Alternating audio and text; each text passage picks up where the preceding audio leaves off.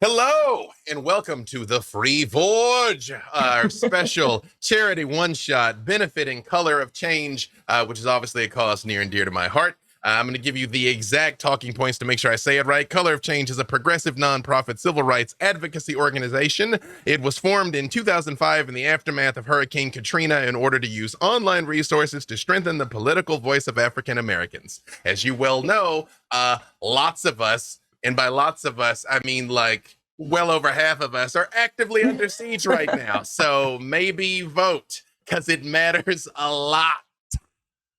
So, yeah. With that being said, hi, I'm your humble storyteller, BDave Walters, non-ironically TV's BDave Walters. And before we dive into it, I want to let these wonderful people tell you who they are before we talk about what the donation tiers and what our goal is. So I'm going to go in the order that you all are on my screen, starting with Shadow. Hi, everybody. I'm Shadow. Sometimes I go by Candle. My pronouns are she, her, and I'll be playing Torla, whose pronouns are she, they. Excellent. What is Torla? Torla's a what? Oh, Torla is a Mountain Dwarf arcane fighter. Arcane archer fighter. Perfect. And CB? All right, my mic decided to go nope. Hi, my name is Omega Jones, also known as the Critical Bard. I am an active vocalist, tabletop professional, jack of all trades, master of like 3 of them. And today I am playing Icarus, the human, maybe at this point, I don't know. Paladin, Oath of the Watchers. Excellent. Mackenzie. Hi, I'm Mackenzie DeArmas, Mackenzie Lane DA on Twitter. My pronouns are she, her. I am going to be playing today Winver Anankian, who is a clockwork sorcerer, grave domain cleric, angel of inevitability. I just like the record to show. Mackenzie made this character to be actively PvP against me myself. Like as we're going in, she's like, can I do this? And I'm like, yeah. She's like, can I do this? And I'm like, let's go. Let's go. I don't know what you're talking about, B-Dave. I'm a new little bean. It's charity. It's fine. And last, but certainly not least, Alicia Marie. Oh my gosh, you guys, by the way, I apologize. I'm having horrific camera issues. That's why I look so blown out. It's so annoying. But I did try with my makeup today, so I'm frustrated. But anyway, everybody, I'm Alicia Marie. You can find me across all social platforms at Alicia Marie Body, and I'm a custom artist and designer, RPG performer. You can find me every Tuesday at 6 p.m. on the Demiplane Twitch channel for Children of Erte. And tonight, I have the absolute audacity to be playing a caster. I don't know what I'm thinking. I'm not a caster. My girl's all grown up. My baby, grown up. I'm playing a Kalistar warlock named Witchy Poo. She's an imaginary friend. Yeah, so that's all I'm going to tell you for now. Yeah. Pray for me. Imaginary. Well, 2 things. You still look fantastic, and second of all, you save it for the gram. That's it. You know what I mean? Like we'll see the full look later. Tell you a couple quick things about what we're doing here. We're again raising money for Color of Change. The goal of the entire campaign we're doing until Tuesday was to raise over $5,000, but we're over $3,500, and I believe we can raise over $5,000 tonight. I talked a lot of greasiness. I believe in you guys, you know. So let me tell you what the donation tiers are and how you can donate to affect the game. For $30, you can give inspiration or advantage to any of them. Basically, you can give them a luck die. That's the way I like to do it, you know, that they can affect things. For $50, you can give them a critical success. We only play with 1 house rule. That is a 1 always fails and a 20 always succeeds, even on skill checks. So if you want to give them a guaranteed thing, that's the way you do it. I can tell you, Icarus is a paladin. Paladins hit like freight trains at 20. So if you want to see 3-digit numbers, donate a crit to our good friend Icarus. You know, Do it.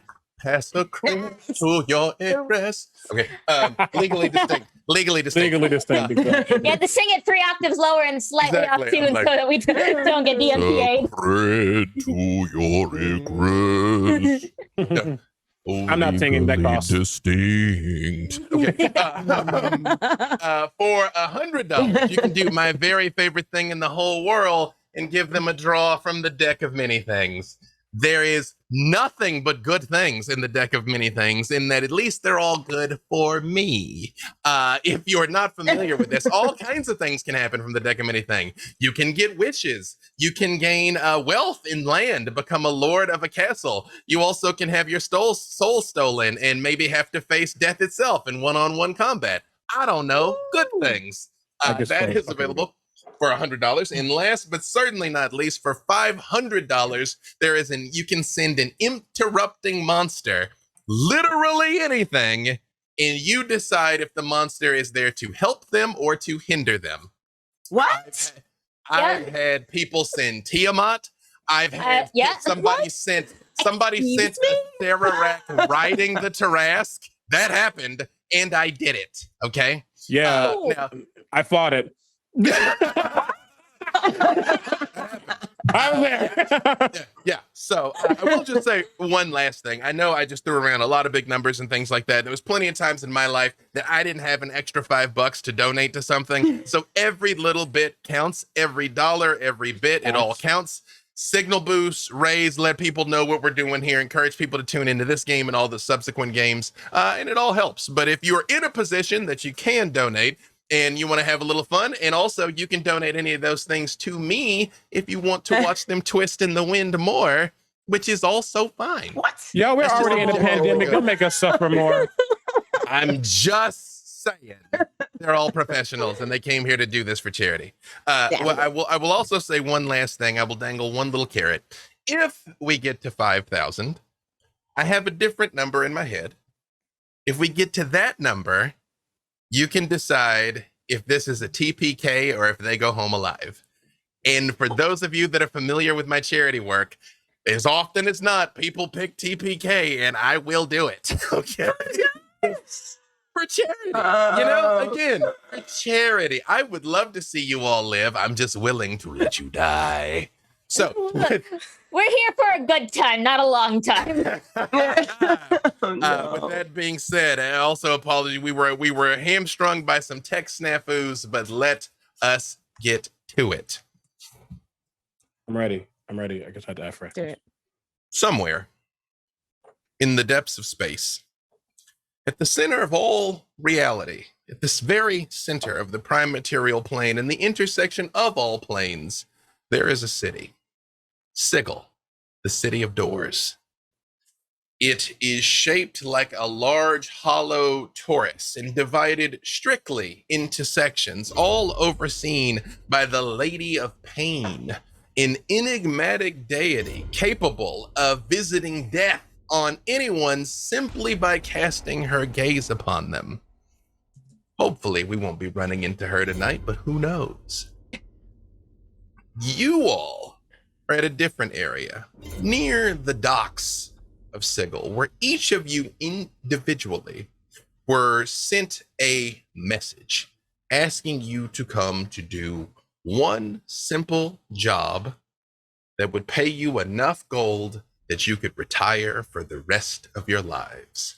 And it was simply marked T-E, the initials T and E.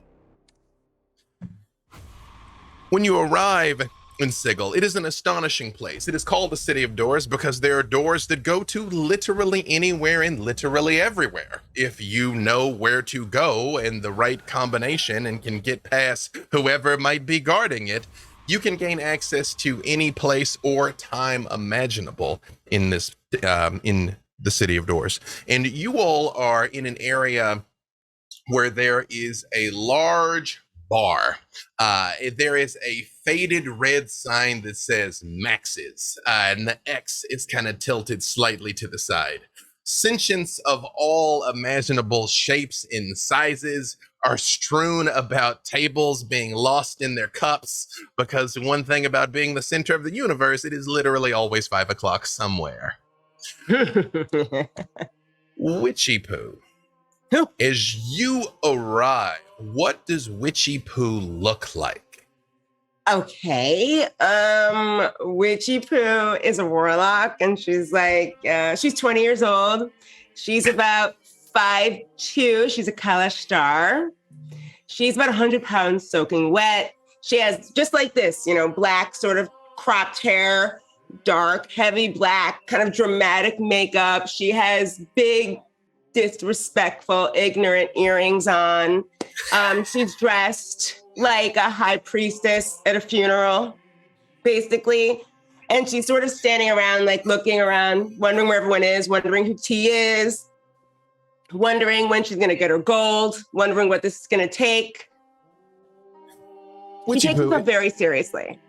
As you stand there in the doorway, you see a pair of eyes pop up from behind the bar and look at you. And a moment later, you hear a dragging noise, and a cheerful-looking halfling woman hops up and is like, "Oh, well, will you look at you? Aren't you a sight? You look like you're missing a meal or two. You're all pale. Come. Belly up to the bar, lass." Oh my God. Thank you. I wasn't sure I was in the right place, to be honest with you. But I mean, I don't usually get invited to do these things because people think I'm going to bring curses and stuff. But yeah. Right when you say that, you see she picks up a little pinch of salt and throws it over her shoulder. And it's like, "No, I'm sure it's fine. No curses here." It's, you don't look like you're from around here, and that's saying something considering our clientele. Oh, no, actually, I went to the McCracken Institute and I got my degree in nightmares and I got a minor in night terrors. So I just got out of school. So I'm really excited to start, creating some bad dreams and nightmares for people. This is a really big deal for me, though. I mean, I don't know, right? Torla, what does Torla look like? Toila is about 4 foot tall, has really, really dark hair and kind of permanently muddy looking skin. Kind of like she just always woke up and rolled out of the mud pile. Is walking around with some hefty armor and a really bright white quiver on her back. She's pretty stocky. You can tell that she's just pure muscle. As she walks down this road. Torla, as you're entering the establishment, you see most of the people don't look up, but you see this very elaborate goth warlock talking about looking forward to imparting some dreams and nightmares on people.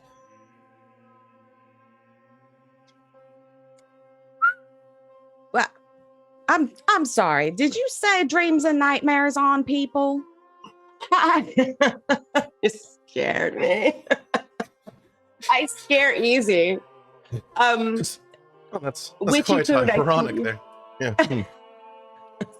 Very ironic. But if you think that I'm scary, feel free to manifest this in the nightmares. You see the halfling looks over and looks you up and down, Torla, and she's like, "Fancy a pint of the strong stuff then, my dwarven sister." Always. And she kind of slides down and you hear her tap a keg at the bottom of the bar. Then when she puts up, smoke sort of froths off the top of it and she slides it across. Ooh. Oh, is this the fresh stuff? Oh no, it's not fresh, darling. I said it's the good stuff. Just gonna raise the glass and throw it back. Perfect. Give me a con save. Oh, God. You can give it with advantage. You're a stout dwarf.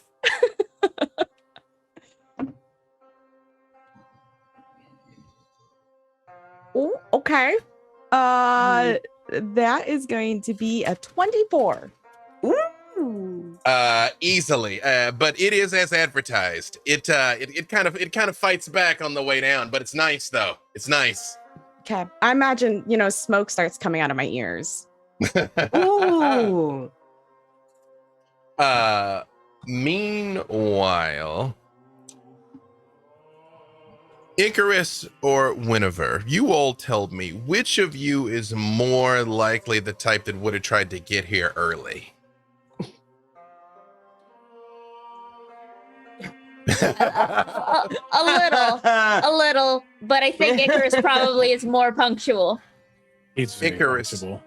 You absolute. Well, first of all, what does Icarus look like? Icarus is about a 6'5", very broad, strong, linebacker-esque physique type of individual. Appears masculine.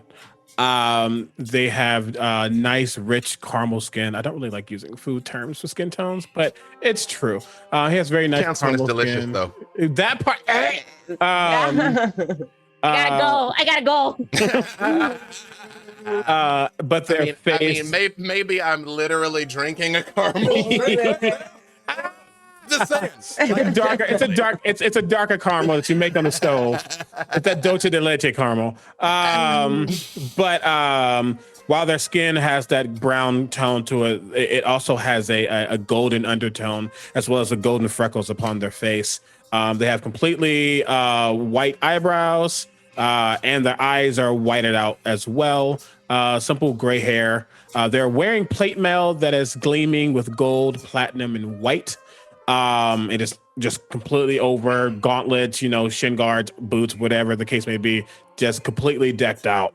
On their back is a sword, a big one, glowing a little white blue, but it's in a sheath. Actually, no, it's not on their back. It's on their side, even up and on his back. Most importantly, though, there are these giant feathery wings that are currently tucked behind them. But when they are expanded, they are like a peregrine falcon. They are very big. And while they're white, they are tipped with, the only way I can describe it is the aspects of the astral sea. It is just shifting and weaving. Each tip of the feather of these wings. And yeah, that's really the main stuff. Oh, he also has an amulet around his neck, and it looks to be a gyroscope. And if you look closely, every circle on this gyroscope depicts a different plane. Perfect. What does Winnever look like? So Winver is a Protector Asimar, so she has sort of light medium tan skin and sort of dark hair that has been pulled back into a bun, tucked underneath this sort of shimmering kind of gray scarf that she has wrapped sort of around to be a little bit of a hood, mostly just kind of cover her ears because traveling gets loud. She's wearing these sort of, to match that scarf, she's wearing this sort of shimmering white and gray, looks like a robe, but has sort of been unprofessionally cut and hemmed to be a little bit of a high-low dress, along with worn black leather boots and materials and other belts and pouches sort of slung around her shoulders and her back and her waist. In one hand, she carries this long black iron staff with very gentle curves to it that sort of come up to this elegant point, so that way, if you are looking at her from a very distance, it almost looks like she is holding the minute hand of a giant clock. And as she walks, you can see her hair swoops down over one eye, and as she turns, there is when she turns, you can see it is the inverse of her other eye. While one eye is white sclera and sort of this dark iris and pupil, the other one is this black sclera with this almost gleaming white, almost iridescent kind of purple iris. Perfect. Winnever, give me a perception check, please. Okay. Mm-hmm. That's not terrible. That is an 18.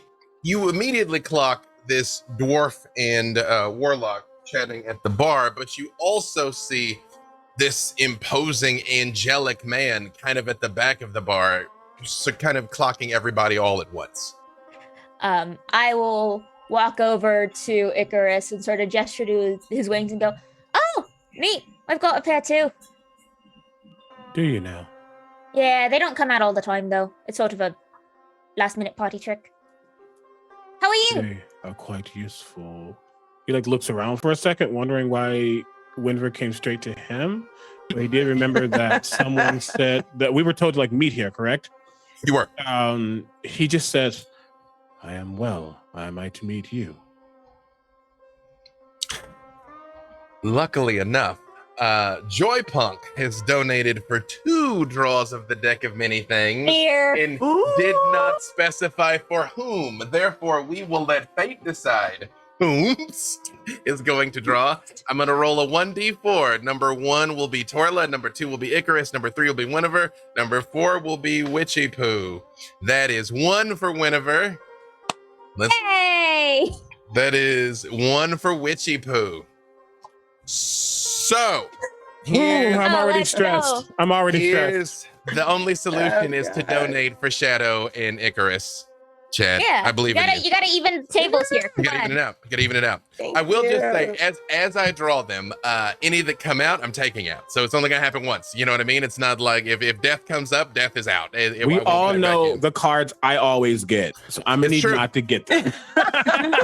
or to get them. So here's how we do. Mackenzie, I'm gonna Yes. shuffle. You tell me when to stop, and then you can tell me if you want me to cut or no cut. So you say when. Stop Okay, cut or no and cut. All right. Gonna cut. Oh, God. This is actually good. This is actually good. Good for who? I mean, Good they're all for good for me. BDave. They're all good for me. Winifred, Yes. you have a unique relationship with space and time. And Okay. as you were preparing Mhm. for this encounter today, it wasn't really possible to see everything that lay ahead. So much so, it's almost like something was consciously blocking you. Mhm. However, you have drawn the Vizier card, which will allow you to get out of to know the answer to your next dilemma. Okay. It's technically your next dilemma, but you keep it in your back pocket. Basically, All when you right. need an answer, you have the Vizier card.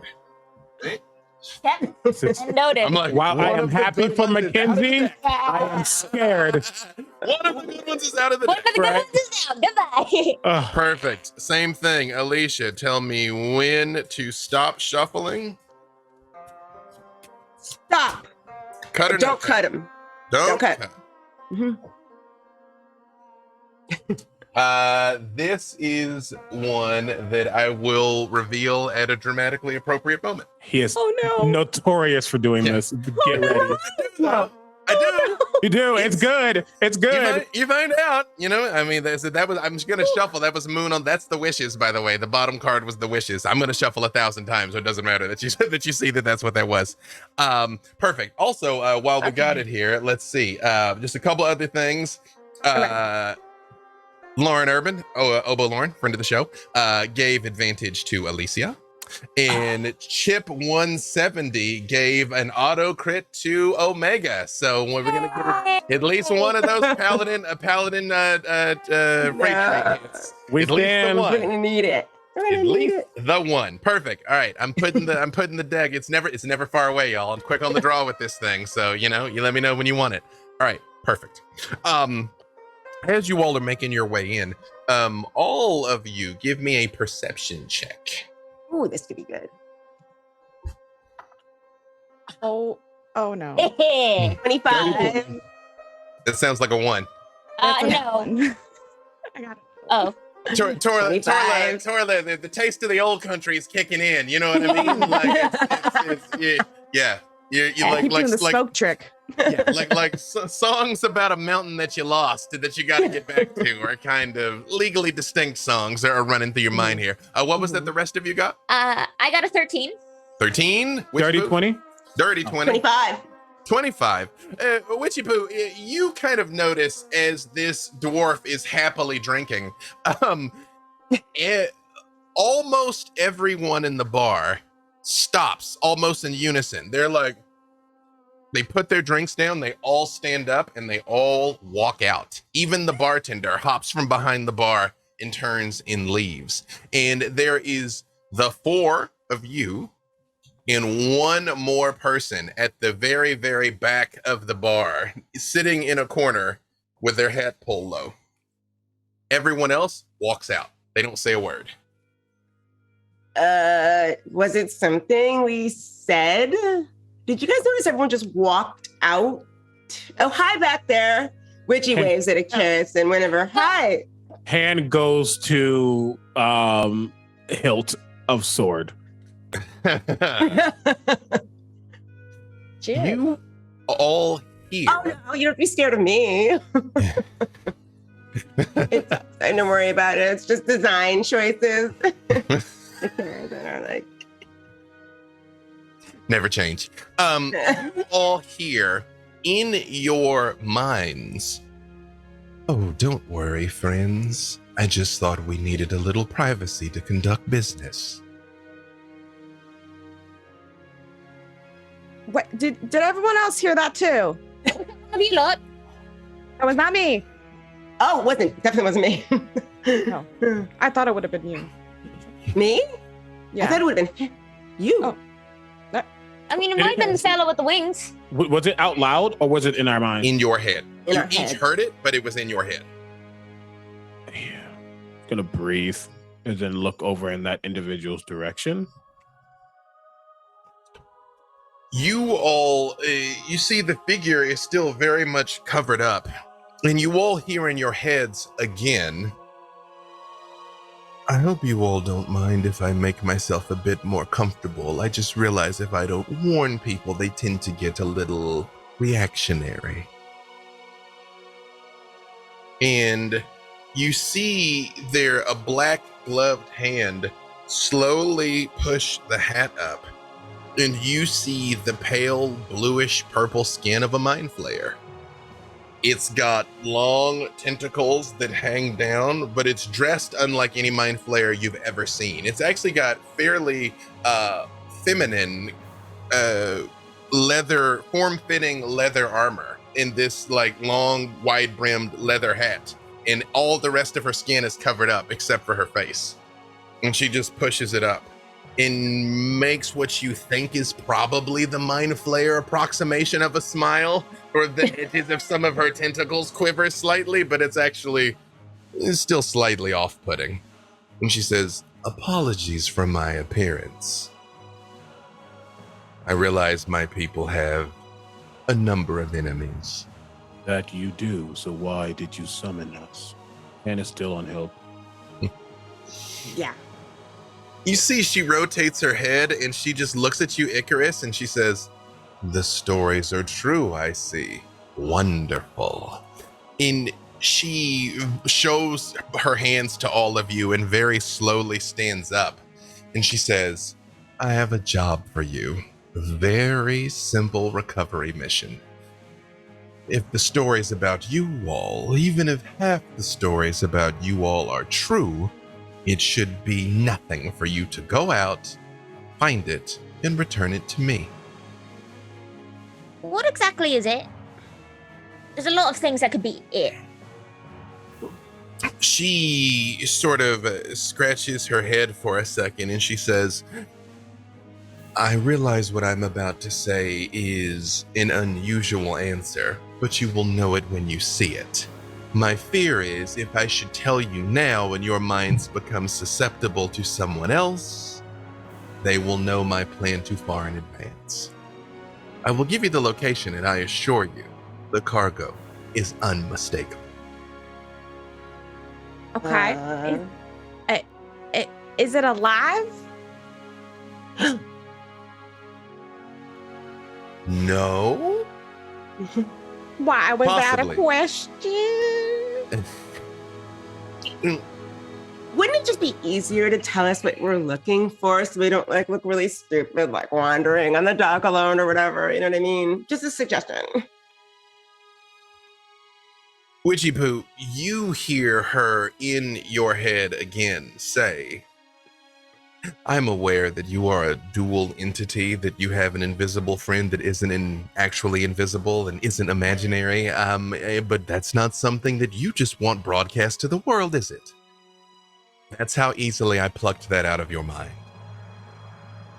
No. Continue. We can just go look for it. Whatever Icarus. it is. Icarus stands up, and you see their full stature, and they turn. Not really like to get in front of the other ladies here because he's not like about to be some masculine, guys do it better type of bull.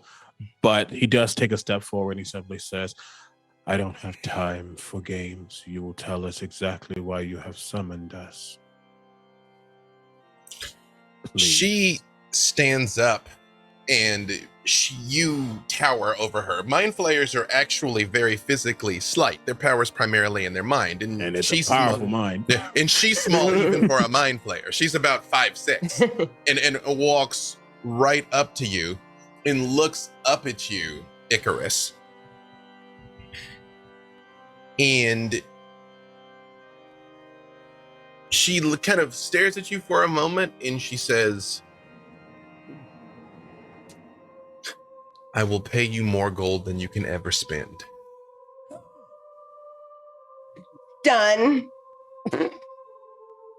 And for you personally, Icarus, I have a piece of information that might help you elude someone who is on your trail indefinitely.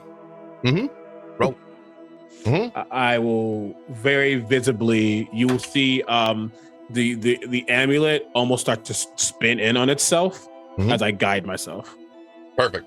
I also have advantage on insight. While you're getting level 20, a lot's happening, y'all. There's so many variables for everything. I will say we're already almost at 4,000. I believe in y'all that we can get to 5,000 tonight. Couple quick things. Alariel has given advantage to Mackenzie. Hold on, let me do this here. Boom. Alariel has given advantage to Mackenzie. Ryan Session Zero Clothing has given advantage to me because they're here for the chaos. What are you doing? No, I'm here for it. Talking Bird Guy has gave an auto crit. Oh, okay. I'm rolling a D4 to see who gets the auto crit, and they said make chaos reign. See, my people are here. And last but certainly not least, Warrior gave advantage to Shadow. So give me 1 second here. Let's resolve who's gonna get that 20 because it might be relevant to what all's about to happen. Same breakdown. Let's see. Auto crit goes to Winniver. There you go. Got 20 in your back pocket. Nice. Perfect. That is a 32 insight. You detect, 30 is godlike success. You detect no deception. She means what she's saying to you. He will look back at this group that he doesn't know, just met, but he vibe checks very easily. Kind of just get their countenance and then look back. Then if you are truthful, and I do not believe all methods are ill or disruptive, what exactly do we need to do? She's still standing there and she looks and says, "Well, the next thing is to follow me." And she walks over to a door at the back of the bar, and you see she's got an odd rod hanging at her waist. And she picks it up, and it begins to glow with a bluish light, and she touches the door handle with it. And then she opens the door, and on the other side, you see the deck of a ship and stars beyond it. And she motions, she's like, "Welcome aboard." Nate. Oh God, tell me twice. You all step onto the deck of a star moth, which I'm going to send you a picture of here, but it is a Spelljammer vessel that looks not unlike a very beautiful insect. It's got gossamer wings that it uses to fly both through the air, through the sky, and through the stars. She steps onto the deck of the ship. Presumably you all follow her. Yeah. You see there is a door that is open that probably you would have expected that led to the cargo hold, but you can still see the bar through it. And she reaches in her pocket and she pulls out a small golden cylinder and twists the top of it, and you see planets appearing. You also see what looks like literally a giant X floating at one point. And she's like, now you can't miss that, can you? And she holds out her hand to you, Winifred. Oh, right. So is it a literal X or is it a metaphorical X when we actually get there? It's metaphorical. It's not actually in, yes. You said you couldn't miss it, aren't you good at ass? Very valid. It is important to clarify in matters such as this. Yes. Again, take the ship, go to the destination, recover the cargo, come back, retire wealthy. I know it shouldn't sound that simple, and the more I say it, even I don't believe it, but there's a reason why I brought along, and she rotates and looks at you, Torla. She says, such legendary heroes. Couple questions before you go. How do we get back? Do we just go back through the door? I'll know when you get back. Oh, wow. Secondly, how big is the thing? Do we need to like carry it? Because I don't got a bag of holding. I don't really got really good pockets in this dress. So, You see, she looks down at Torla again, and she's like, I think you'll be able to move it. And she looks at each of you and she says, I understand that this is an unusual request. I assure you I have my reasons, and they will make sense by the time that you've returned. Oh, one small thing. If I could ask, if you encounter anyone else, please don't mention me, if possible. They don't mention you. You got a name that we're not supposed to mention, or because we don't even know your name, so it's if anyone asks, it's just sort of a general. I don't know, some lady in a bar sort of sent us here. That was part of why I hadn't mentioned it. You can simply call me the Exile. The Exile. Where I come from, we don't have names in the collective, and they don't take too kindly to those of us that escape it. So, good luck, and I will be waiting with bated breath for your return. And she turns and walks through and closes the door. With bated breath and our money, hopefully. So I'm practicing the art of not instantly decapitating those I find to be a problem.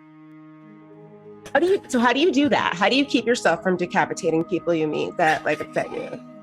I think about unicorns. I met a unicorn once. I could show you. Never mind. And he's going to walk deeper into the ship to see who's steering this thing. That is 2 advantages for Shadow. K. Geray says protect Torla at all costs. Is what that says there. Perfect. Protect. And now we must attack. As you make your way down into the hold of this ship, you find inside there is an ornate chair that is a spelljammer helm. That the person that sits in the chair steers the ship.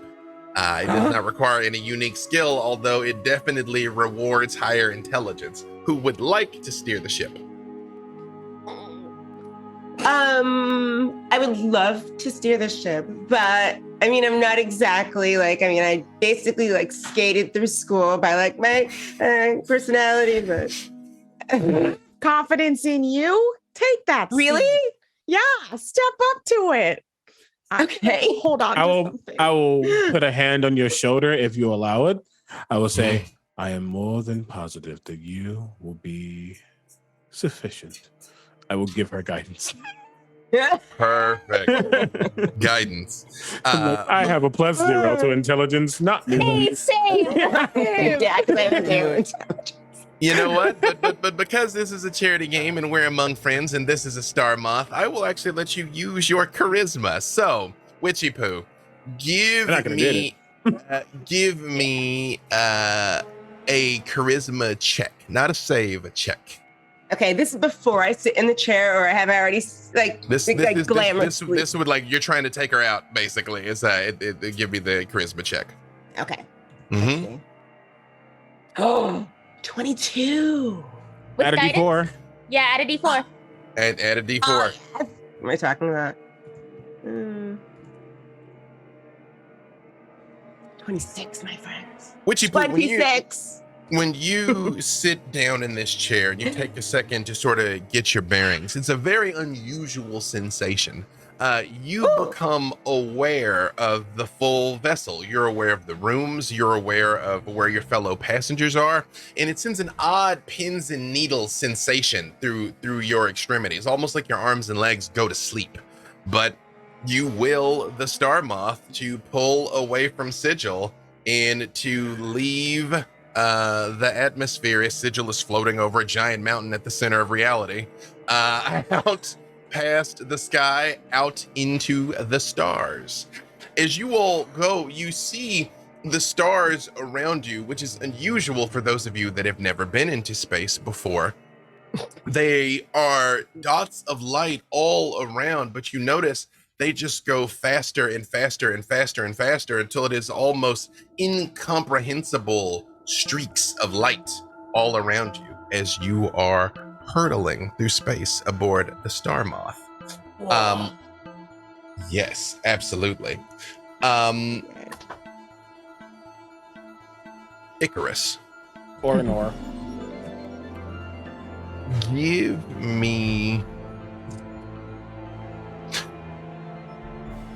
give me also a wisdom, well, not wisdom. Give me a wisdom check. Not a save, just a check. Wisdom check. Mm-hmm. Noted. You like guidance? Yay. It's the Spider-Man meme of guidance. Everybody's like, Guidance? Guidance? You got this. You got this. Guidance? I can guidance you, yeah.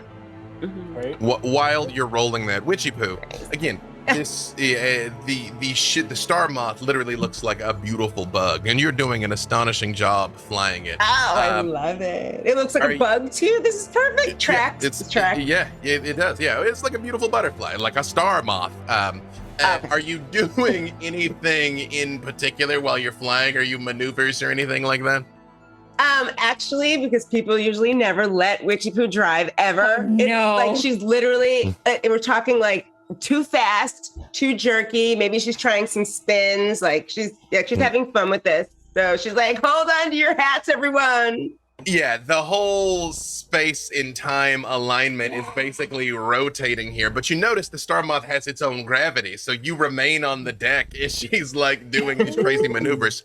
Icarus, what was that you got? That's a 21. You can't put your finger on it, Icarus, but you just have a bad feeling. Something's wrong. Something just feels wrong. You know, that tracks with life. Yeah. That tracks. Right. Spider sense tingling. Yeah. Mm-hmm.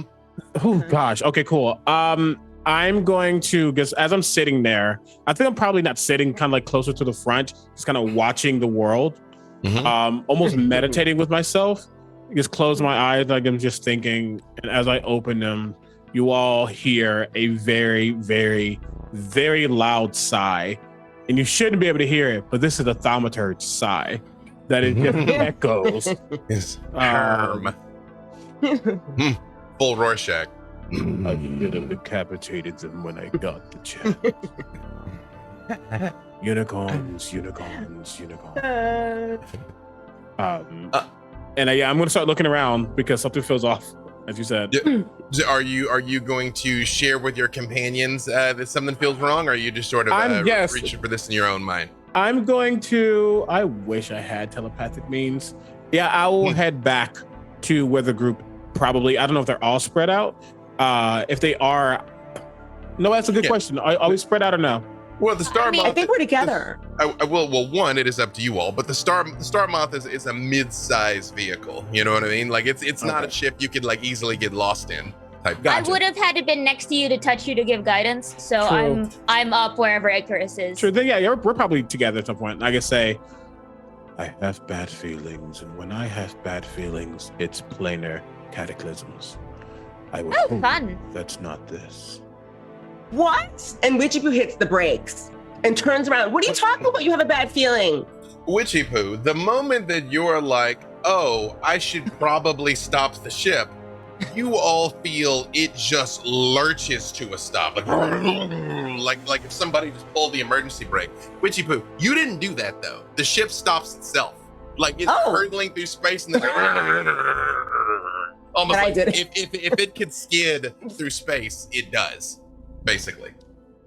Did you do that, Icarus? Mid-conversation. No, I did not. Divine sense. Undead, celestial, fae, or fiends are detected. Not Fae, unfortunately, but Celestial Fiend and Undead. No fae.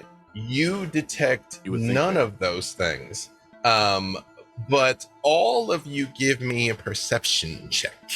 Perception. Okay, guidance. Guidance. You're like, I got this. Thank you. Yeah, right. Wait. I have advantage. We're okay. We're Mhm. Did okay. not help. Listen, It y'all, did not have. you all are amazing. I only got one crit. Help me. I got a natural 1.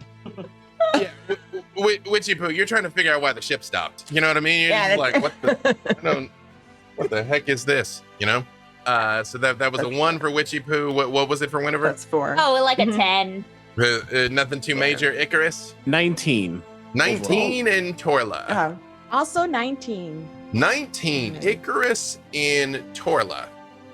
It's surprising the other two don't see this because it's a significant thing. Out in space, up ahead of you, you see a pod of majestic creatures swimming through space. They look like whales. They have 6 glowing eyes. There's 3 very large ones and 4 very small ones that immediately are obvious as calves. They are Kindori. In the moment that you see them, the spherical astrolabe you were given lights up with an X. I'm going to give Torla and Icarus with that 19 also. You see on the backs of some of these creatures are what looks like plants, growths, trees. One of the larger ones looks like it actually has a full forest on the back of it. And these things are gargantuan. I mean, they're big enough you could build a city on the back of one of them. Even the calves are many times larger even than the star moth. Mm-hmm. And you can see with a 19 that there seems to be like a disruption in the plants, almost like something crashed into it or hit it or something, like, but you can't make out from this distance what it is. And it Winver seems climbs. like, okay. Oh, like Winver climbs up for when the lurch threw her slightly overboard. Did it seem like the moths were hit by these Kindori on accident? No. Witchy Poo, give me insight with advantage because you're actually connected to the ship. That's Are you telling 20. me for the rest 20. of, for the natural 20 or a dirty 20? Mm-hmm. A dirty 20. That's actually sufficient. But you tell me, character-wise, do you feel like any of your characters would have gone spell jamming before now? Like, is there have they led a life where they've probably been in the stars? Well, Yeah, I mean, me as in Witchy Poo, would she have experience as Spelljammer? She's newly out of imaginary friend school, so she hasn't been able to travel as far as she's wanted to ruin people's nights and sleep, you know, but she's getting there one day. That's Strixhaven, yo. I feel Icarus and Winifred, I feel like you both were like, yeah, probably. I'm like, I am literally a planar warrior. Well, Probably. Then between Witchy Poo having rolled that high and Winifred and Icarus having some experience with this, Torla, I mean, This is wild. You're in space. That's awesome. Look at the shiny lights. The rest of you know, this is not unusual. That when you're flying, if you get within the gravity field of something else, to get pulled basically back into wild space, essentially, to be forced to slow down, essentially, when you get too close to another gravitational body. I'll also, Icarus, give me either nature or insight, whichever is higher. Insight's higher. I also have it. That was a bad roll, though. They're both okay. 17. 17 higher. You don't know, Kindori aren't particularly dangerous or aggressive. I mean, they're big, but I mean, they should not account for your bad feeling. Okay. It's not unlike how if you were in the ocean and you saw whales and you're like, oh, word, whales? It's like, I mean, can it bust up the boat? Yeah, but I mean, is it gonna? Probably not, you know? So, yeah, they're not innately hostile or dangerous. Then, excuse me. Then, question, because while Icarus is definitely a jammer of spells, CB is a plebeian. As far as space goes, I know we're on this thing and we're kind of just doing what as we please. If I were to fly up, I wouldn't like start suffocating, would I? So here's exactly how it works. There is a certain amount of air and gravity around the ship. So to a certain distance, you can fly safely. And then if you fly past that, it's space. But you also could fly in 360 degrees around the ship, like it's a bubble. Particularly acrobatic people can kind of jump off one side of the ship and kind of like slingshot that's around. Cool. Because it has its own gravitational area. Yeah. That's cool. So then the question, I mean, then how far do I know that general distance? Yeah. For our purposes, you know, roughly. And I mean, it's not going to be like, oh, you went 5 additional feet. Guess you're dead, you know? Yeah. Okay. You have an idea.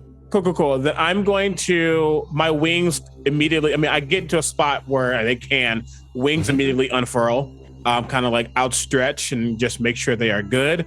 Then I fly straight up. Perfect. To get, to get into, I guess, a better vantage point, just to see if there's anything else past the Kindore or around that is causing the bad problem, the very bad, no good problem. When Icarus is flying like this, what are the rest of you doing? I will hold up the astrolab, the glowing scroll astrolab, and go, Roy. So it looks like whatever we're supposed to get is those whales. What? So, Am I supposed to carry a whale? Have you ever carried a whale before, Torla? I don't think so.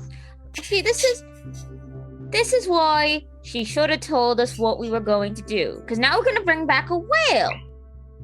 But okay, am I wrong? She literally said that we would have no problem bringing this thing back. Look around this ship. I don't think we're fitting a whale on it. But maybe we're supposed to tow it behind. Like, you know, like here, look, rope. I mean, she seemed pretty obvious about you trying to carry it. So I don't think you're carrying a whale. I think that one's got something on its back. Icarus. While they are discussing what comes next, as you are flying, you feel all the hair on the back of your neck begin to stand up, and you even feel a warm heat coming off of your blade as it tends to always thirst for violence. And not far off in the distance, 100 thirst for violence, but yeah.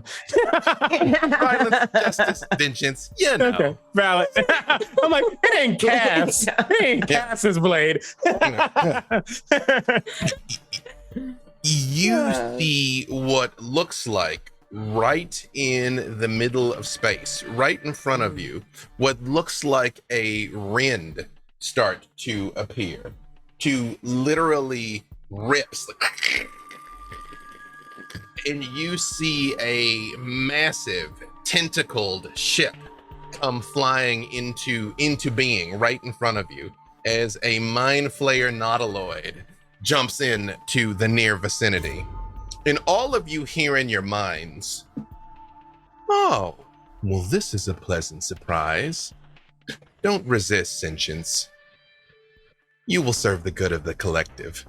And all of you roll initiative. Oh, God. She set us up.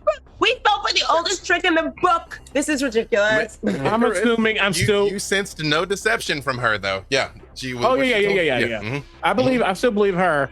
I'm assuming I'm still within 30 feet of them, of my crew, correct? Okay.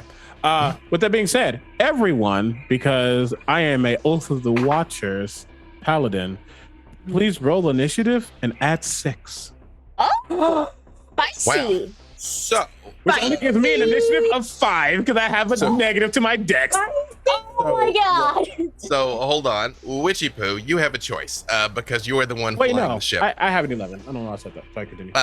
Wait, I'm gonna get the initiative from you here in a second. Witchy Poo, you have a choice because you're the one flying the ship. So you can fly the ship or you can come up on deck and fight. It's whichever you want to do. But if you come up to fight, nobody's flying the ship. Wait, the ship is stopped though. Yeah, but I But you mean, mean here's another vessel that is coming. So if you want to do maneuvers, if you want to like fly towards the Kindor, if you want to do literally anything, the ship will be sitting still if you come up and fight, which you can do. Okay. I just want you to know that those are your options. Okay, so she has this in her head. She heard that voice in her head, and she looks at Toilet and Winiver because Akaris is already like flying up, sort of, and she's like, and we all see this thing, right? We all hear it and see it. He sees it first just because he was there, but it just like erupts into reality, flying next to you. Oh my god! What should we do? Should we go upstairs and kick its butt? What should we do? You see that I am. Toilet? Oh, go ahead. Are we supposed to get the ship and not the whale? Now, go ahead and give me those initiatives. So, Torla, what was your initiative? 17. 17. Is that including the +6? Yes, it is. Thank you. Nice. I rolled a 9. That is pretty significant. Icarus? So I lied. I actually do get this extra bonus. I thought it was already accounted for, indeed, to be honest. Not. Which makes that a 29. Perfect. He's doing a fast. Whenever? 26. 26. And a Witchy Poo. 24. That's what I like. Yeah. Right. So that is Icarus. You are going to be going first. The monsters not having an Oath of the Watchers paladin are going last. Suffer. Icarus, give me another perception check, if you would. Legally distinct. 16. Perfect. Also, we had advantage from Sean with a Woo-Go team as advantage for Shadow here. Perfect. You all see. Hang on, let me. I have things all over the paladin place. advantage in crits, please. Thank you. It's true. I have 3 different screens here, and I have different information on each screen. And so I'm like, rotating. We broke 4,000. We broke 4,000. It's I need y'all to know. I talked big game about getting to 5K. Okay, internet. I talked big game about getting to 5K. Right? I believe in you guys. I believe in you. Thank you. Every dollar counts. Thank you. Perfect. Icarus. Again, what was that with that perception? Sorry. That was a 16. So you can see the nautiloid is actually tiered. It's like it has a shell like a crab and then tentacles that come out that are actively moving. You can see. It does have its own weapons on the front. You can make out 2 GIF. The fact that they are GIF and GIF. Yeah, I don't like. Is always rough for me. GIF. Hippo people. They are staring completely blank-faced, though, manning the ballistae on the front of the ship. Inside the ship, inside the nautiloid, up near the top windows, you can see 2 mind flayers. There's probably more inside, but that is what are your visible targets as the Nautilus is coming in. To be clear, you have a couple of options. You can attack the sentience that you can see, or you can attack the vessel itself. Any spell that is within range, you can do it to the people. You can do it to the ship. You can try and get closer and board the ship. Those are all your options. Okay, I will look back at the group, and I will say, I will try to get to the ship. Be careful. Kara, should I pull up? I can actually pull up closer if you want. I think I can start this thing back up. Yeah? That probably would be helpful, yes. Right now, it's about 100 feet out. Oh, that's not the problem. I could get there if I wanted to. But I'd be flying probably through space and then I'd die.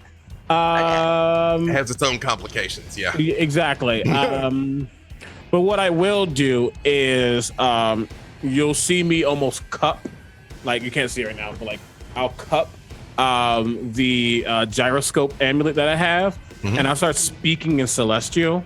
And as I do, you almost see the metal around it begin to disintegrate, though it really doesn't. You just notice that an ethereal astral form of that amulet becomes a lot more apparent than the amulet itself. And then as he splays his hands out, this entire circular gyroscope begins to encircle him. And while it disappears every so often, you'll see part of the circle and it goes away. Part of the circle goes away. As for a bonus action, I use my Mortal Bulwark ability.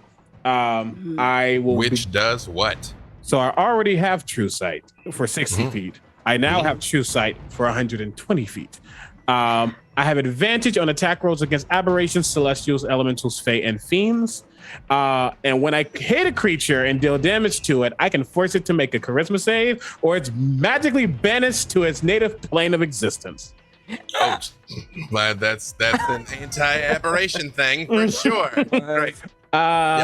And since we're gonna try to drive and get closer, I will fly back down to actually be on the boat. And for my action, I'm going to. What makes the most sense for all of us? That's Violence. 4 of us. Yes, true. We might need this. So you'll see one of those circles materialize around him, spin a couple of times, and anyone who knows planes, you would think that this is the plane, the positive plane, that's manifesting for a second. And 4 beams come off of that. 1 hits me, and the rest hits you 3 as I cast Bless on all of us. Ooh, bless. Perfect. Anything else from Icarus? We gonna need that. That is me. Perfect. All right. That is it for Icarus. Whenever it is your turn. Again, it's 100 feet away. 100 feet away? Excellent. So, Winnever is going to run up to the prow of our Star Moth and tap the end of her staff and swing it around. And as she swings it around her body, the one end of the staff, the opposite end of the hand point, sort of blazes into existence this beautiful black opal-like scythe as it sort of comes out, and an hourglass begins to spin in the space where the hand would have attached to a clock. And she swings it around and then directs the scythe towards the Nautiloid as an arc of this black energy entwined with this iridescent light shoots towards the Nautiloid. I'm casting Circle of Death. What? Oh. What is the save DC for Circle of Death? So Circle of Death, that is going to be a save of 21. It is a 60-foot radius sphere, which I think should catch the entire ship. Yep. Oh my goodness. Oh my goodness. Oh my goodness. Perfect. That was spicy. Yeah, oh my goodness. I love it. Good news, bad news. Good news, bad news. Good news, the GIF, the hippo people, failed their save. However, the Nautiloid got a natural 20. All right. That's Yes. That's fine. That's fine. But give me your damage. All right. Oh, I 8d6. Hold on. Mhm. All right. Okay. That's a 10. Let me get my assorted calculators going here. 10, 18 plus 4, and then 18, 20, 23. That's 25 necrotic damage. Ooh. Perfect.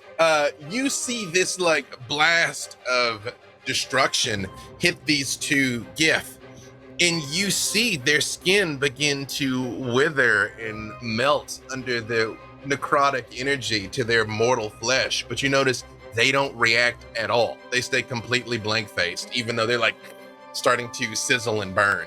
Oh, no. Perfect. Anything else? And then bonus action, gonna spend 2 meta magic points to quicken spell and cast protection from evil and good on myself. Perfect. Nice. Excellent.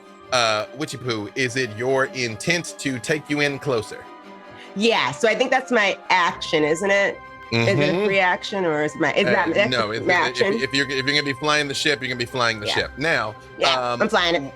well, what I will say, but your intent to get closer to them, right? So Yeah. there's not straight up like ship to ship like maneuvers and stuff. So Okay. I kind of jank it with a dex check. So give me just give me a dex check, not a save, a check. Got it. Let's see what we're doing here. Mhm. Okay, that's an 11, so I'm going to use one of my advantages. Thank you, everyone, to re-roll it. Perfect.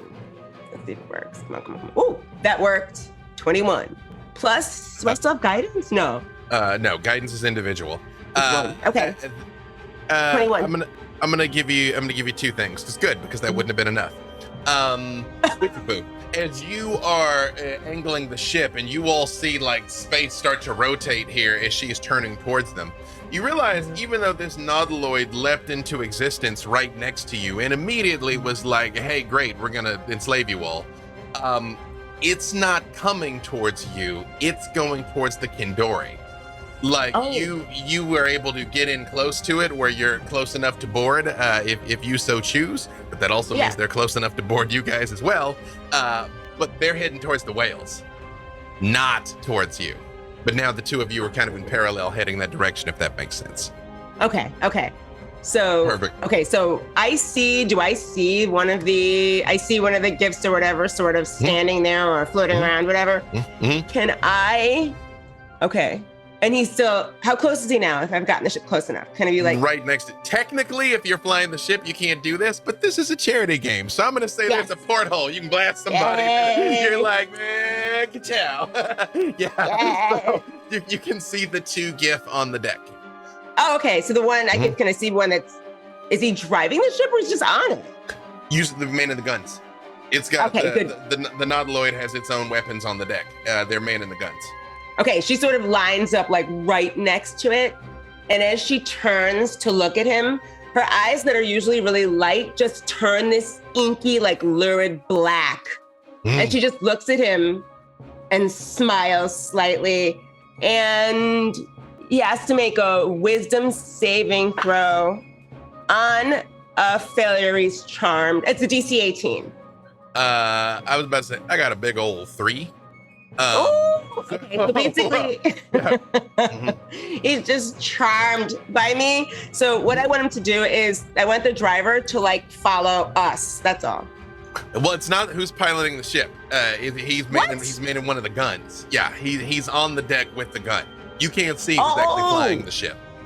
I want him to start taking the gun apart then. Taking the gun apart? Do you want him to use the gun on his companion instead? Yes, of course, of course. Perfect. This is all material for my nightmares. Desiccated hippo. Yeah, exactly. Well, what you all see is these blank-faced hippos are standing there, and then he goes, "Oh, look! Oh, what's happened to me? Oh, my God! You are a vision radiant. I realize I've dedicated my life to you instead." And rolls a big old 1 with his attempt to shoot the gun. So kind of like it rotates around and points at the other one and just like bang, just like the string of the ballista just snaps in his face. He's, oh, we conflated mind player technology. Oh yeah. Okay. Anything else from Witchy-Poo? Actually have a bonus action, and for no reason whatsoever, she's just gonna, as she's watching them act like fools, she's just going to wink, and one of them just is gonna get shoved against the wall like 30 feet. I'm using telekinetic shove, as long as a strength save of 18, just to shove him for no reason against the wall. So they get advantage on that sort of thing, and I rolled a 3 and a 7. So as he rotates and pulls the trigger, you see the other GIF rotates and looks at him like, bro, and then the boom is thrown backwards. 30 feet. Perfect. Does that do any me. damage or anything, or he just throws him?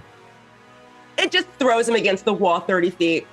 Yep. Let me look at the map here. From 30 Or I feet, could you make might him, be I able to could throw him into the other one. I could throw, you know what? That's what I'm You going to do. I'm can- going to well- throw him right into the other one. You can throw him into the other one. You can also push him overboard. I can do that? If It's you a can charity move- game. We you can do move 30 anything. Exactly, yeah. Yes, Dogs you and cats. basically, Yeah. you see him throw himself magically off. You see, you push this GIF off, but he sort of is like in the orbit of the gravity well. He's just sort of like falling in a slow circle, completely blank faced, just like as And he's slightly floating around. melted. Cool. And slightly melted. Slightly melted. That's important. That is an important thing. Torvin, you are close enough that you could attempt to go aboard if you Torla? want, or you Torla, sorry. I have a Torvin in my initiative tracker from somebody else. You are close enough you could try and go aboard, or anything you can do from here and stay aboard the ship, whatever you want to do.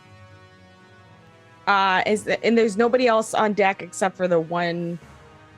That is all you can see. I will say you're close enough Okay. now that you can see 2 mind flayers in the upper windows.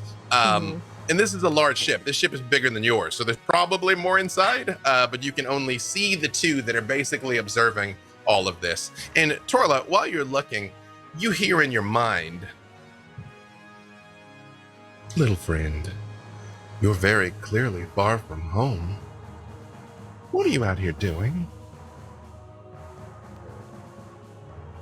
Saving whales. That is magnificent. Listen, I tell you what, perhaps we were a bit hasty with joining the collective, etc., etc. How about you just let us finish what we're doing here, and we'll let you all live. And now out loud, I'll yell to everybody. They're trying to buy me off. How much are they offering? Just kidding. Ignore me. I didn't say that. You got But a it is- glare from Witchy Poo. From Icarus. Yeah, but it is your turn, Torla. Ooh, all right. Well, seeing the 2 in the upper window, I will use my short bow, and I'm gonna take a shot at the 2 in the window, and I would activate one of my arcane shots if I hit. Absolutely, roll it. Okay. You got a bunch of advantages. Mm-hmm. Ooh. Okay, well that's good. 'Cause we're gonna cross that one off. That's a 25 to hit. More than enough. Even through the glass. Woo. Okay, and so on that hit, one of my arcane shots, I am going to activate Bursting Arrow, which Ooh. means immediately after the arrow hits, all targets and other creatures within 10 feet will take extra damage. Perfect. Roll it. Mm-hmm. Good So stuff. lot of dice. Okay. I tell you what, let's do it like this. Let's see how many times you're gonna shoot, because you're a fighter. You got a bunch of shots, and then we'll just bunch it all up because they don't have any particular damage mitigation. So it'll be a fulfilling handful of dice at the end there. Mm-hmm. Perfect. So I will take well, do you want me to take my other 3? Yeah. Okay. You just wanted to say that. Would you like to do your 4 attacks? You know. Okay. It's not even counting the action surge. It gets Oh my disgusting god. Right? quick. It gets disgusting quick. Where you're just like, Mhm. Let's keep going. Let's keep going. So that was a 23 to hit. more than enough. Okay. The next one was a 29. That one misses. No, I'm messing with me. Right. It's too much. It's too much. Right, it's too much. Too much. He's already dead. Right. Okay. And a 27. Also a hit. Woo! Advantages. Thank you, everybody. Mm-hmm. Okay, so that High level is- fighters are gross. Woo! Mhm. Oh. Well, we got this. We got Mhm. this. I should have got out more D6. It's fine. You also can do it at D&D Beyond. That is very useful for like a bunch of digital dice. We might do that the first time. I'm gonna let you resolve this because it might directly affect what's gonna happen because the monsters are next here. All right, we had a few things come in. We had Sphinx roll crit for Icarus, Mistman a crit and advantage for Icarus, Friggins advantage for Shadow again. Little gift for the end times. I hope it helps. We're at 4230. All right, y'all. I'm sweetening the pot. Remember I said I had a number in mind? Let's just make that number 5,000. Let's just make it now. $5,000. We get to 5,000. The person that makes the last donation decides if they live or die, TPK or not. It's up to you. $5,000. We make it. They want to do it by Tuesday. I still think we can do it by tonight. So let's see. They're sweet. Don't you want them to live? I just need you to know. We don't deserve to die by elephants. That's just rude. I thought you were gonna finish that sentence with "I don't think we deserve to live," and I was like, "Okay." Here's the one thing I can promise. If that's the will of the fates, I can promise you a G death. That's all. It'll be a G death. A G death. Hey, I want you to live. I'm on your side. He's benevolent. Right? I'm just saying, right? You know? It's if I just wanted you dead, well, never mind. We all know. What was that for damage, Torla? So that's going to be 33 damage total, a mix of piercing and force. Perfect. You see the arrows fly through, just completely peppering this mind flayer. You even from this distance, you can see yellowish white ooze coming out of the wounds. You can't even really count it as blood, and you see it very much like it like starts making these horrifying noises as the arrows are jutting out of it. You also, now that it's their turn, hold on a second. Yes, Torla. Oh, you're more from Torla? Yeah, please. Oh no, yeah, I was just saying that all other creatures within 10 feet also take damage. That same amount, or they all 33 equally, or something else? It would be 20. It'd be 20. Perfect. All right, I got 3 different things I'm keeping track of over here. Great, perfect. Couple things happen. Icarus, Winiver, and Torla. Give me. Let me get the right thing here. Give me intelligence save. You get a +5 if you're around me, plus your D4 from Bless.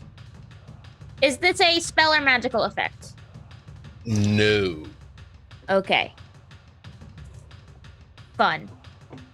Well, Is it psionic? kinda. I mean, I say no, it's the Mind Flayer Mind Blast. And I say no, but I just read the first line and it says the Lich magically emits psychic energy. So I'm going to say yes. Okay. As a magical effect. Normally I would have been like, no, but it literally was right there. I'm like, by no, I mean yes. 25. Okay. All right, 1 second. Oh, that is a natural 20 plus 4 plus 1, so 25 total. Perfect. And then plus the paladins, whatever. Now you're just showing off. Yeah. Okay. Torla, what did Torla get? As 16. Icarus and Winiver. Again, you all are storied adventurers. These are things that you're used to. You see the Mind Flayer with the arrows sticking out of it just sort of looks at you and its eyes widen for a second, and you start to hear a piercing scream in your mind that you are able to steel yourself against as it unleashes its psychic assault against you. Torla, unfortunately, you are not quite so fortunate, and you take 27 points of psychic damage, and you are stunned. Well, there's no way that I could have countered that at all. Yeah, no, it's not a spell you can Not yet. counter or anything. Yeah. Okay. When I gave you this the benefit of the doubt that you shot out the window and yet we're out of the range of the mind. When You got the this- best of all worlds. Yes. Mhm. when this sorry, when this happened, because you said they're within 30 feet of us, correct? Yes.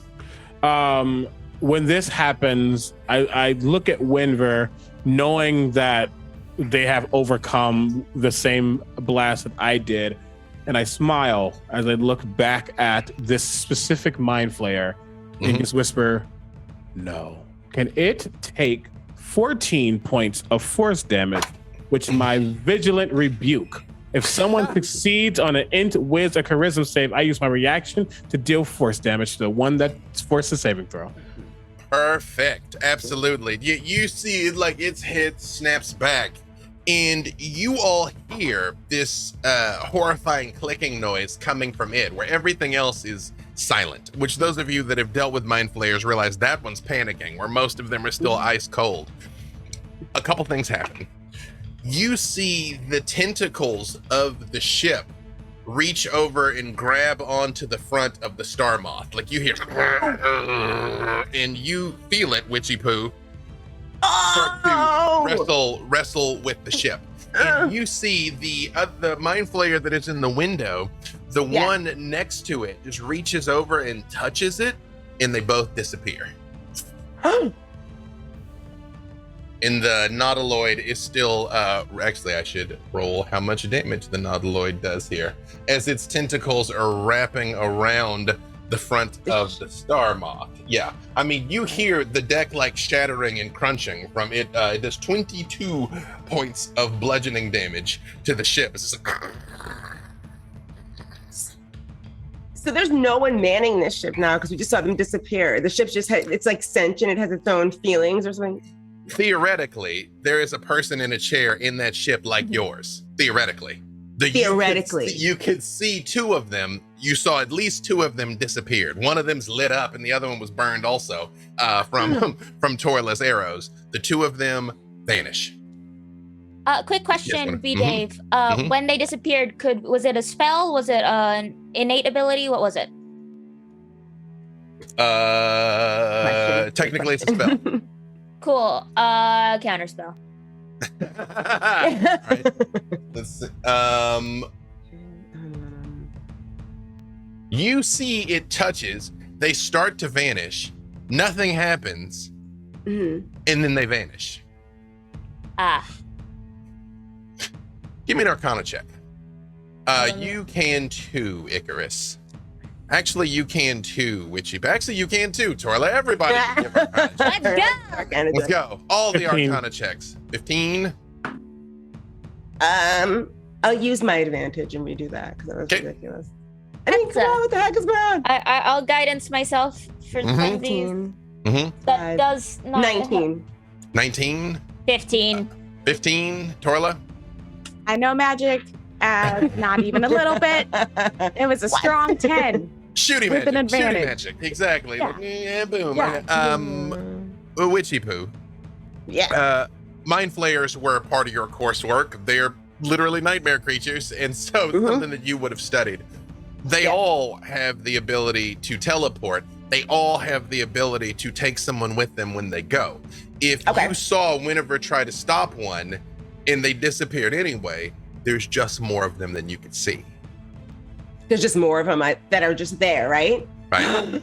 Okay, so assuming that nobody knows this, Witchy Poo would like to share this with everybody that she's about to face this mess with. Where there's one, like spiders, there's more. Like roaches, like rats, like pigeons, there's more. Right. You can see my wings Icarus. flex. Huh? Icarus, you get a jolt. Your divine sense leaps to life unbidden, and there is like a stabbing sensation of undeath. It's not there. It is overwhelming, and then it is gone. Something else is here, and I don't have my unicorn support animal to help me.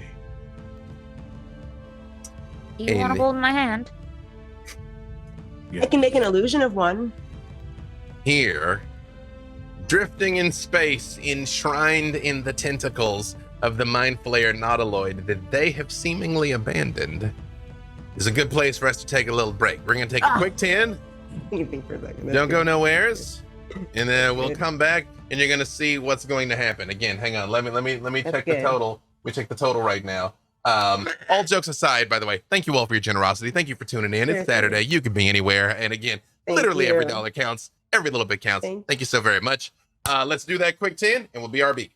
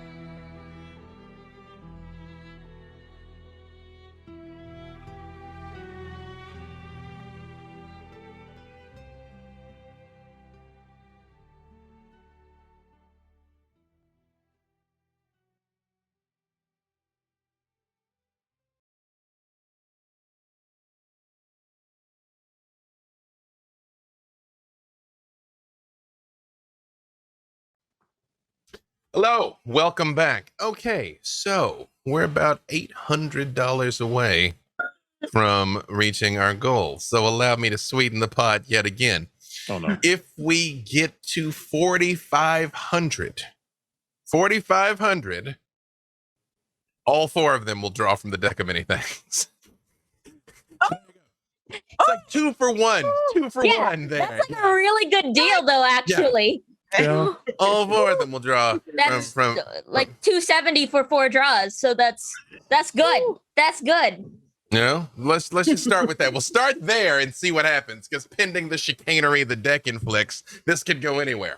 So you all are out on your lovely star moth that is now actively in the grips of a mind flayer nautiloid, its tentacles having wrapped around the front of your ship. You saw the mind flayers disappear from inside, and Icarus got a powerful sense of undeath. Now that you all have flown closer to the Kindori, you can definitely make out a path on the back of the largest one, like essentially like something crashed in the forest. Like there's like a black line through it, that something is down there, but you can't get anywhere near it until you deal with this nautiloid that is actively trying to crunch the front of your ship. Now, to be clear, since I realized Spelljammer is new, actually not even out for most people. I lose track of the fact that I see these things in advance. Same. Yeah, you kind of got a couple of options. You can attempt to... Me. Can I try to talk? Look, I'm getting used to having a million spells and things at my disposal. This is a lot of fun for me. Sure. Can I try to talk to it? It is not a living thing. It's a machine. It has tentacles like a living thing, but it's a machine. Okay. You kind of got a couple of options. You can attempt to physically destroy the tentacles. That is one thing. Like the ship's kind of like, there's like overall ship damage, and there's also like specific parts of it ship damage. You can try and destroy the tentacles. You can try and go aboard and take control of the nautiloid and just make it unattached from itself. Yeah.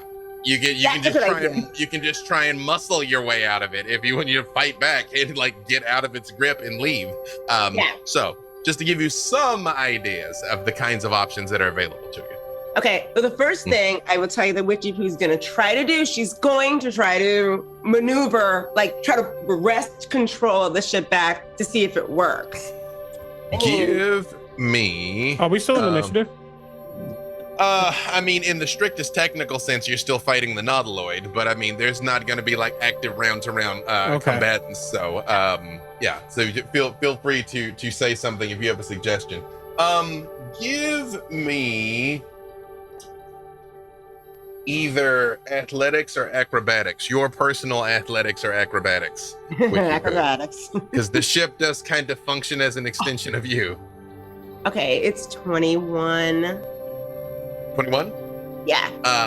That actually is enough, Witchy Poo, that you're able to just pull the star moth away. The paint scuffed. It's just like this beautiful star moth is kind of marred by this nautiloid as you pull away from it. But you do notice the nautiloid starts to drift away, and you see that charmed gif. Yes, my lady, save yourselves. Forget about me. Go on. Live. Be beautiful. Yes. Sorry, I could not have been of more service. Spend the rest of my life regretting it. Yes. Yes, Icarus. While this is happening, we've freed ourselves, which is good. The undead ping felt like it was on the back of one of these whales. It just was right when you saw the mind flayers vanish, you felt it. It was like a flash. And when they were gone, the feeling was gone.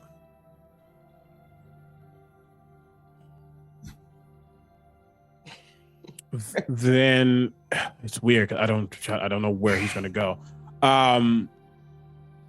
There's still a threat on that ship. Can we still get up on? Can we still board that ship? The nautiloid? You can, but I will say that you no longer detect any undeath. Well, the first thing that attacked us was an undead, and there's potentially more of these Illithid on that ship. That is true. You absolutely can still go aboard. Yeah, he looks at the group and says, "There's still a problem on that ship," and he flexes his wings, beats them, and starts to charge over there. Perfect. Since you have control of the ship, Witchy Poo, you can stay close enough to board it. Do any of the rest of you go aboard? Yeah, heck, I'll go aboard. I'll throw my tiny 4-foot, my large 4-foot self on board. I guess I'll go.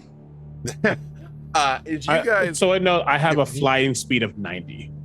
Yeah. All right, we'll be slowly behind you. Yeah, I'll catch up. As you hurtle over, you see the gift looks up and kind of sees you coming one by one, but sees Witchy Poo not coming, and is like, just as well then, unless you'd like me to come aboard your vessel, madam. Perhaps I can be of some service to you over there, or I can stay here. Literally whatever you command, I will do. Your wish is my command. Actually, do you say anything to him, Witchy Poo? Oh God.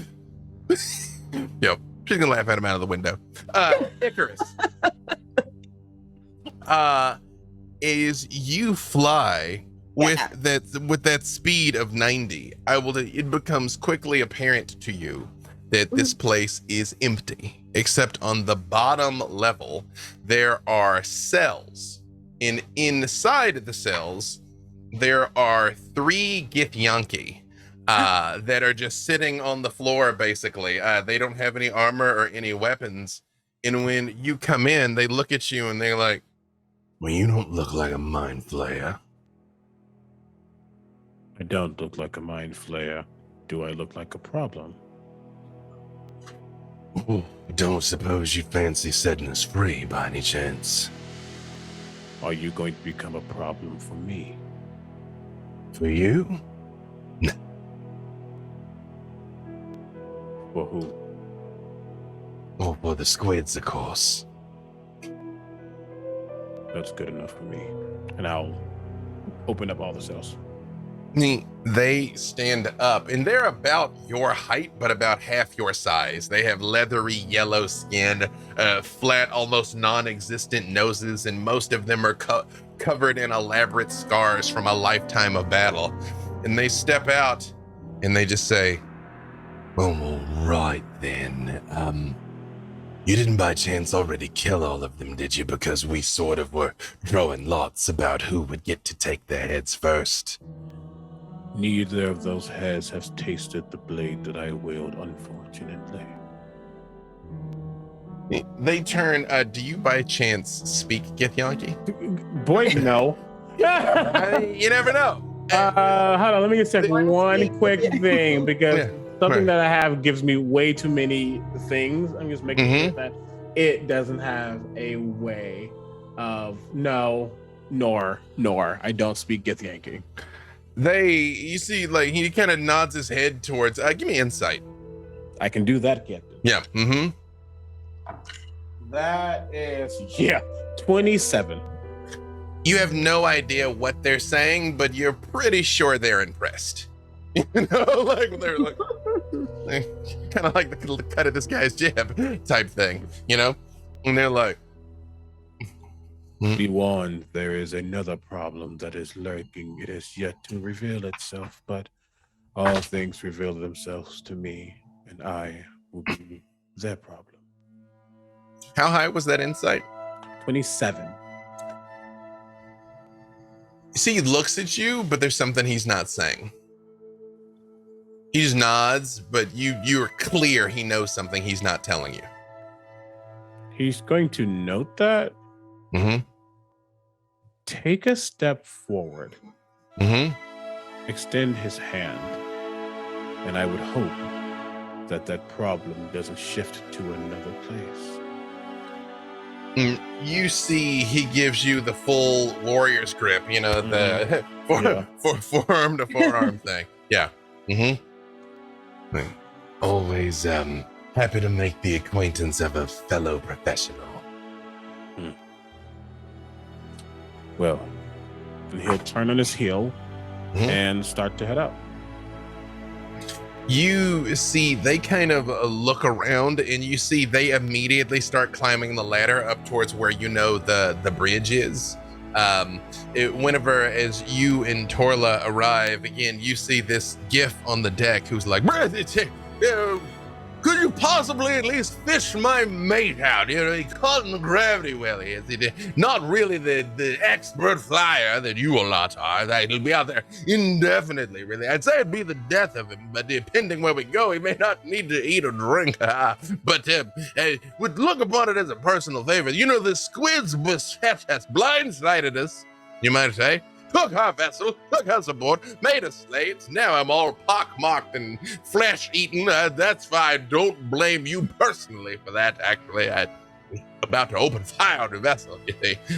But would one of you fish him out? He's oh, there goes again. Actually, you'd be willing to bring him back. I mean, I've got some rope. Rope would be capital. Yes, that'd be lovely, actually. I'll just hand him like my 50 feet of rope. Right, have fun. Makes a lasso, and with another one proceeds to just completely the other direction as you hear the one that is going overhead is like, burn it, you buffoon! See, he goes circling overhead. And Icarus, I would say this is when you return, is this gift is very like ineffectively trying to reel his friend in. If I see he's failing, awfully, thaumaturge sigh yet again. As if I can, I'm going to try to ride the gravitational pull and grab them and swoop them up. It's effortless. Not unlike trying to rescue a toddler that is panicking in a pool. Like it very much is like oh, yeah, guardian angel. Hey, thank you.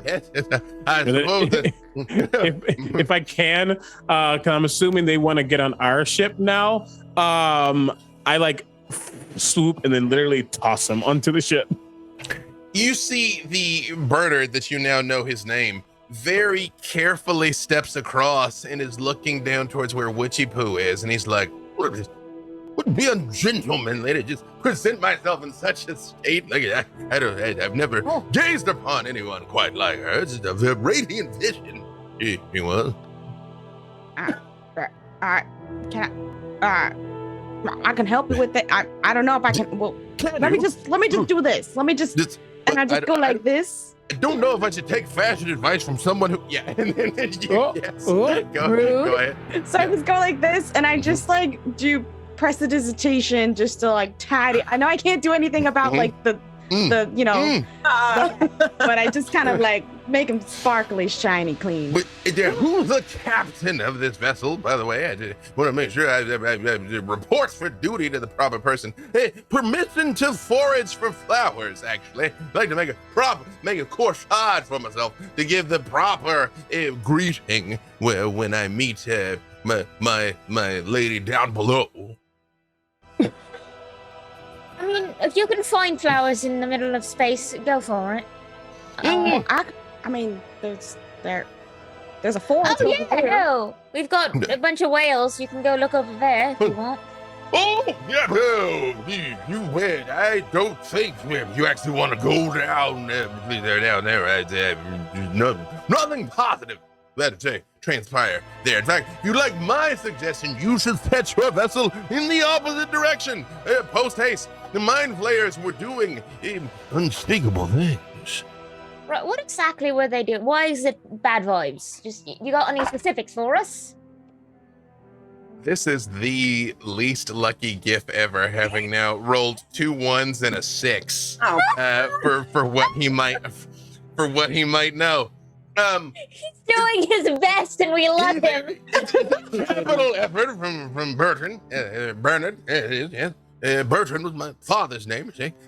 He looks at you in his newly crisp outfit and kind of nods at you, Torla, and he says, "Well, they didn't really speak too much about things in front of me, but they did. They had a large black coffin that we were expressly forbidden to go towards. Icarus, you flew all over that ship. You did not see a black coffin. As he says that, I'm just going to look towards the whales. Do I have a feeling they teleported to one of these things? You know it's absolutely possible. They could. You know it's a capability they They got out of that, but they went somewhere. Right. Mhm. And they had to have gone somewhere close. Right. You know they could. You know what? You know what I'm going to do? I like where this is headed. The one that I said no to and vigilantly rebuked, I'm going to just lightly touch the amulet that I have. And it begins to spin, and it continuously begins to spin. And as it's spinning, you see my eyes starting to travel. And as you know, every so often, when it comes to the randomity of things like this, it has a moment of like nexus where everything lines up. The minute it lines up, locate creature goes off. It's on the back of the whale. It's on the back of the large Kandori. You're 100%. And as it does, my eyes flick. Found You see, Bertrand leans over to Winifred and is like, you made it all right there. His eyes are doing a strange. If I'm being honest, I met him like an hour ago, so I'm not really sure what his deal is. But he seems fine. That's a good fortune for me, then, I suppose. I will also, while Torla is next to me, I will tap Torla on the back and cast Cure Wounds at 2nd level to get you some health back. Perfect.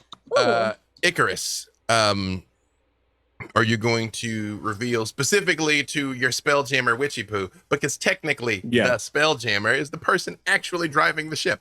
Are you going to reveal to Witchy Poo that you know what's up? Yeah, no, I say I thought you see me watching for a while, just locating, just making sure that my senses aren't failing me in this space.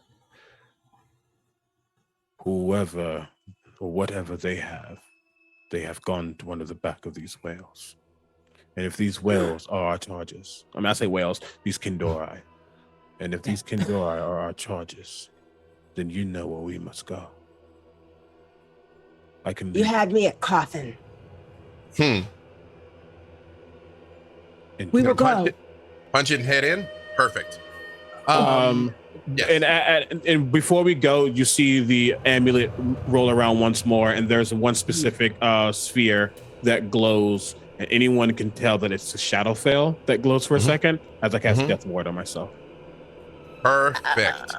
As you are coming in here, give me two things. Was that like on purpose? No, give me. Well,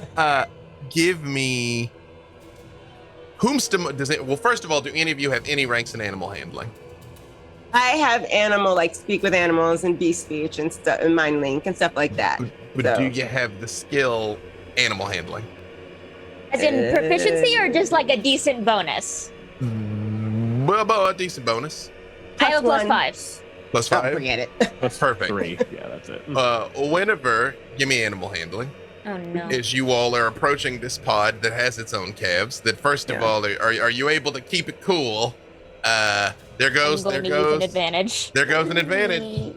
Yeah. Although K Jure had given another advantage from Mikhail. That not good, huh? Not great. I'm a guidance. I should have guidance myself. But Perfect. yeah, that was only a 10. But with the advantage, it wasn't a natural one. So you know what? I'll take it. Yeah, because there would have been a tail slap coming on the natural one. That there would have been like, this is what we think. Boom, you know.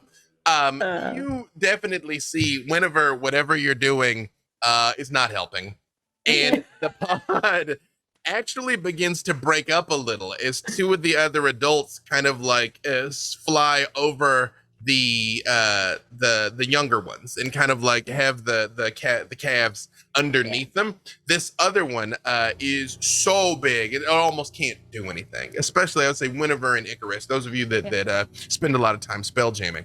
You know, the older these things get, the more things grow on them. And by the time they get to this point, they're kind of nearing the end of their life. So this is very old. Oh, very it's old. an Astral Venusaur. Yeah, basically. But yes, whatever. I would just say Winver is just on the front of the ship going, hi, Mhm. hi there, no one, we're friendly, you don't have to go.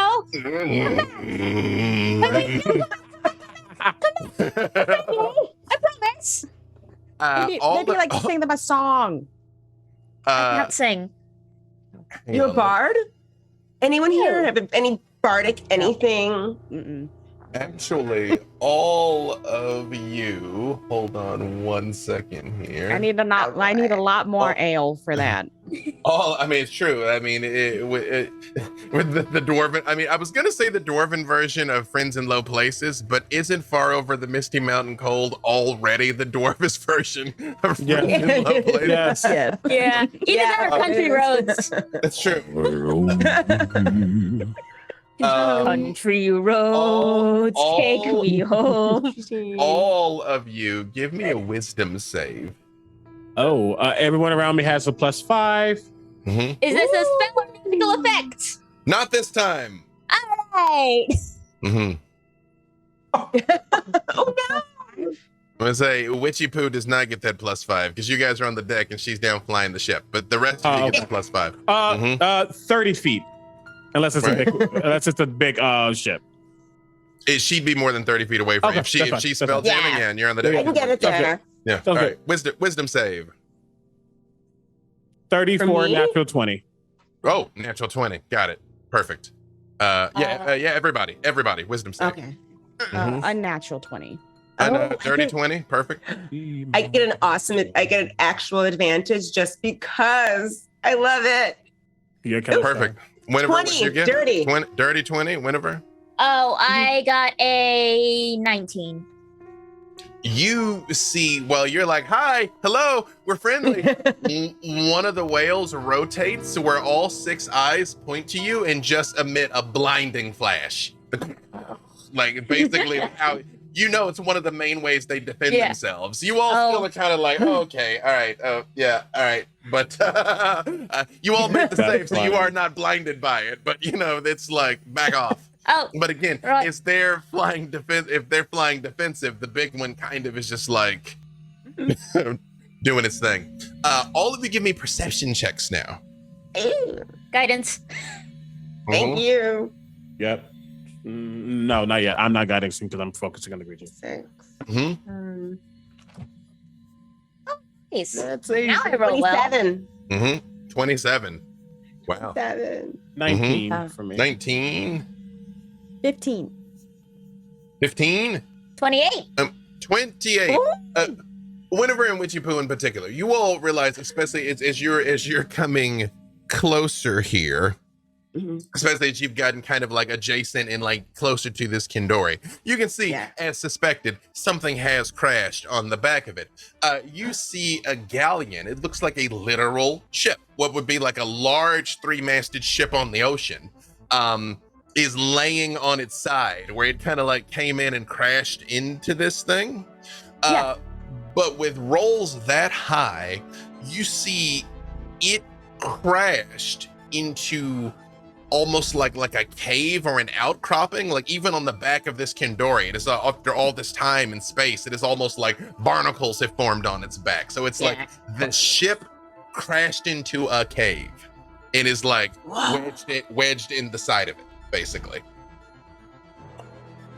I will also say, with a roll that high, you catch the tiniest glimpse as you all are approaching of a bluish purple tentacled head descending down into the ship. Like, oh boy. So wait, say that one more time. I kind of missed which part of it? The way we're going. The ship that crashed onto one of the whales, and they're getting off of it. They're getting onto it. Yeah, they catch a glimpse of the mind flayers going in to the ship. So it is a galleon. Basically, imagine a 3-masted ship essentially laying on its side, partially wedged into a cave, on the back of this almost incomprehensibly big. And they're getting onto the ship on the whale. Gotcha. Yeah. Got it. On the ship, on the whale. Mm-hmm. Should I land the ship? As close as possible, yes. Okay. Mm-hmm. Hang on, everyone. But I got this. As you come in and bring the Star Moth in closer to this, Icarus, you have a terrible, terrible feeling of undeath. Something that should not be is aboard that ship. What is it, Icarus? You have that look on your face again. You see, And again, you're just always looking. staring still, but he says, I don't know you. I would like to after this is done. But you all need to be careful. There is something horrendous, so dark, that even I am having trouble comprehending it. And I do not know if we will come out of this alive, dead, or undead. Hearing that, I'm gonna use my vizier card. What's the coffin?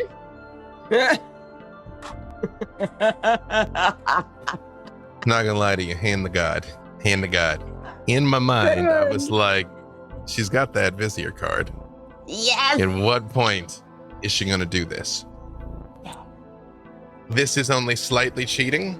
I'm gonna send it to you in a private message, what you know, Whenever. Okay. To do with what you will. While I'm in the 30 seconds it's gonna take me to type this, feel free to talk amongst yourselves here. Okay, okay, so Witchy Poo is basically maneuvering the ship to land on this big thing. What I want to do is I want to find an area where maybe there's a barnacle that's like big enough or something where we can be slightly obscured when I land. So whatever's on that ship that Icarus is giving us sort of a side eye about. Also, look at that face.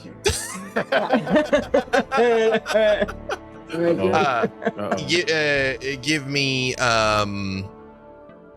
this time I will still give it charisma because this isn't active combat, so this is just how carefully you can bring the ship in. So just give me a charisma check of how good of a job you do flying cool.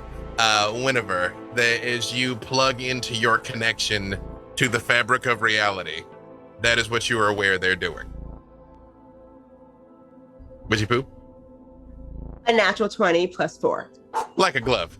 You know what I mean? Like, you tell me how you land at the ship, Witchy Poo, because that is basically the best you could possibly do. So you tell me how you bring it in.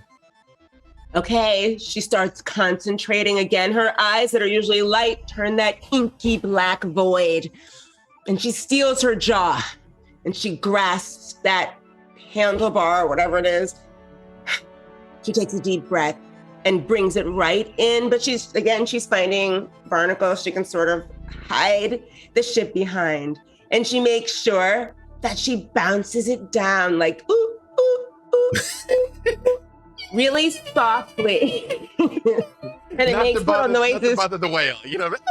Yeah. Yeah. Sorry. Yeah. You're making a 3-point turn, an 11-point turn. Beep, beep, Exactly. beep, beep, beep, beep, beep. But with a natural 20, she did it cool though. You know what I mean? Yeah, right. Yeah. Mhm. Torla just starts applauding. Thank you. Just applauds. I think I'm gonna have a career in this later. Like, no, Yeah. I'm gonna be rich. What am I talking about? Not gonna have a career in anything. I mean, you could buy a ship and just fly around for fun. That's true, but how can I ruin people's dreams with it, though? I'll think There about is it. a job that we have. Yeah. Speaking of which, Roy, yeah, weird question. What are you supposed to do if there's a lich? What? A lich? A lich. Oh. Lich. Icarus locks eyes with you for a moment, and then he narrows. Like this. Mm. There is a difference between a lich whose phylactery can be destroyed, I would know. And that. What is that? A problem, probably? I don't like problems. No, I just sort of tapped into, the whole collective consciousness, the higher up thing I've got going on, being a heir to an angel and all that backstory nonsense. Yeah, it's a lich down there, and they might be trying to pop it into a new body. Ooh. So we might want Thaumaturge sigh.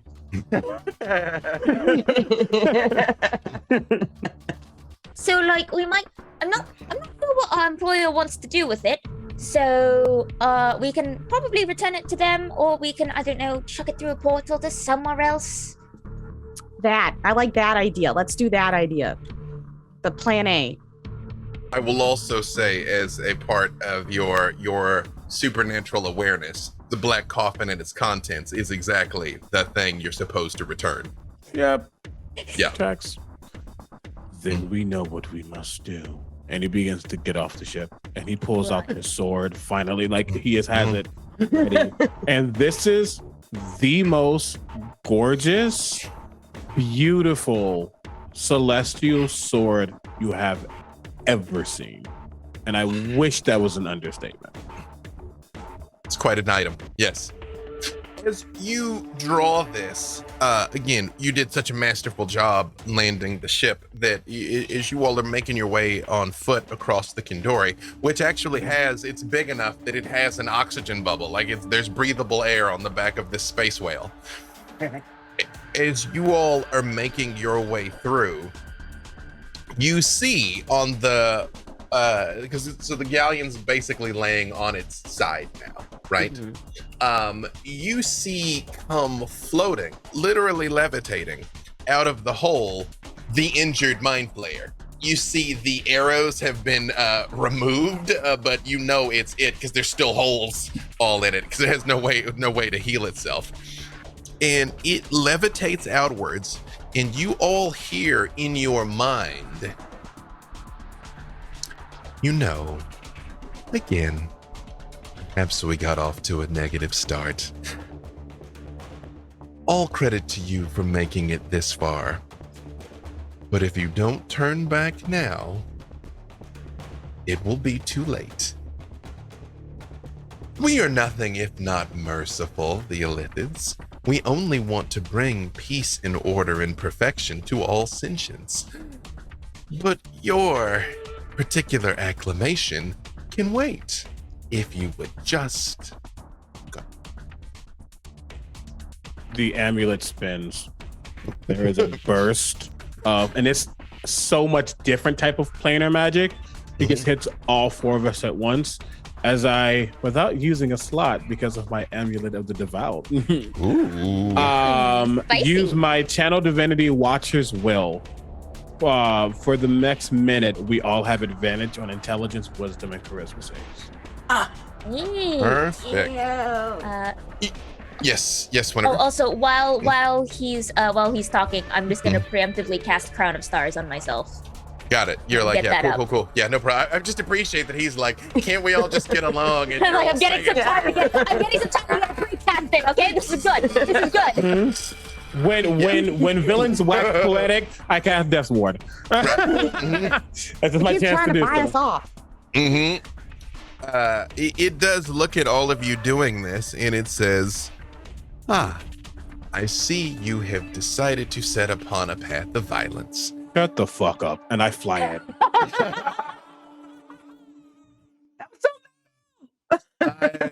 Sorry, not to cut you off, BDave. No, I get it. All y'all give me initiative again, because this will take us to the end. Again, I don't know what is up with the dice tonight, but the monsters are almost certainly going last again, because that's a big old 2. I just imagine now, Icarus, that's like that scene in 300 with the Persian ambassador and none of the Spartans move, but that one spear is gets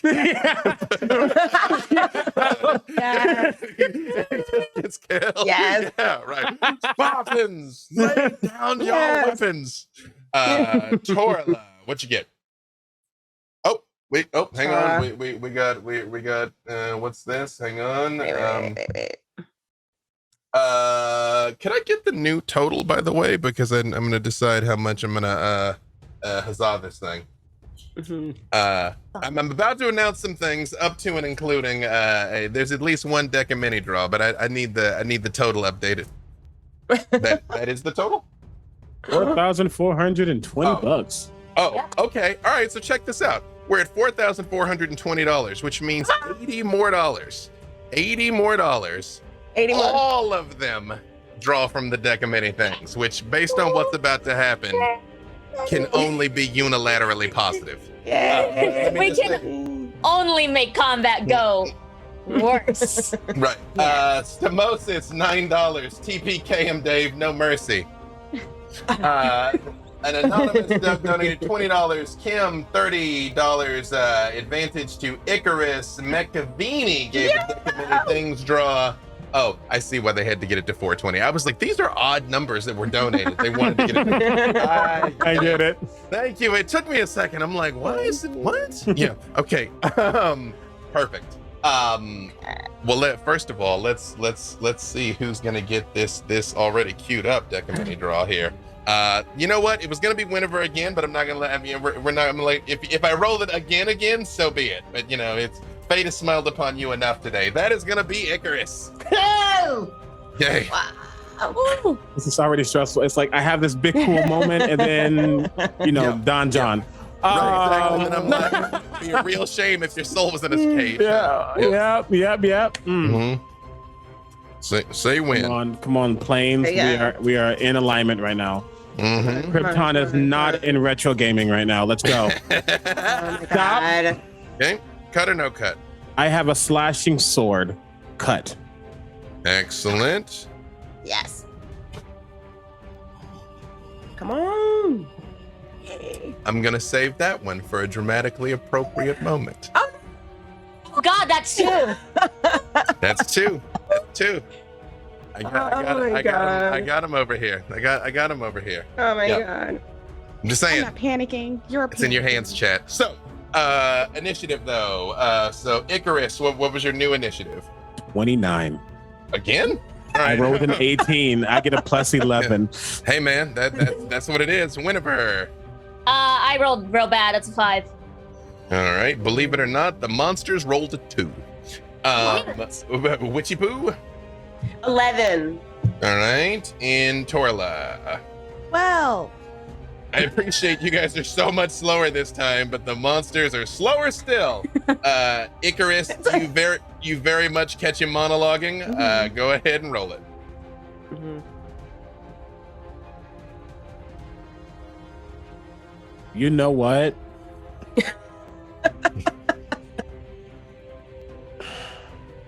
Yeah, you know what? Why not?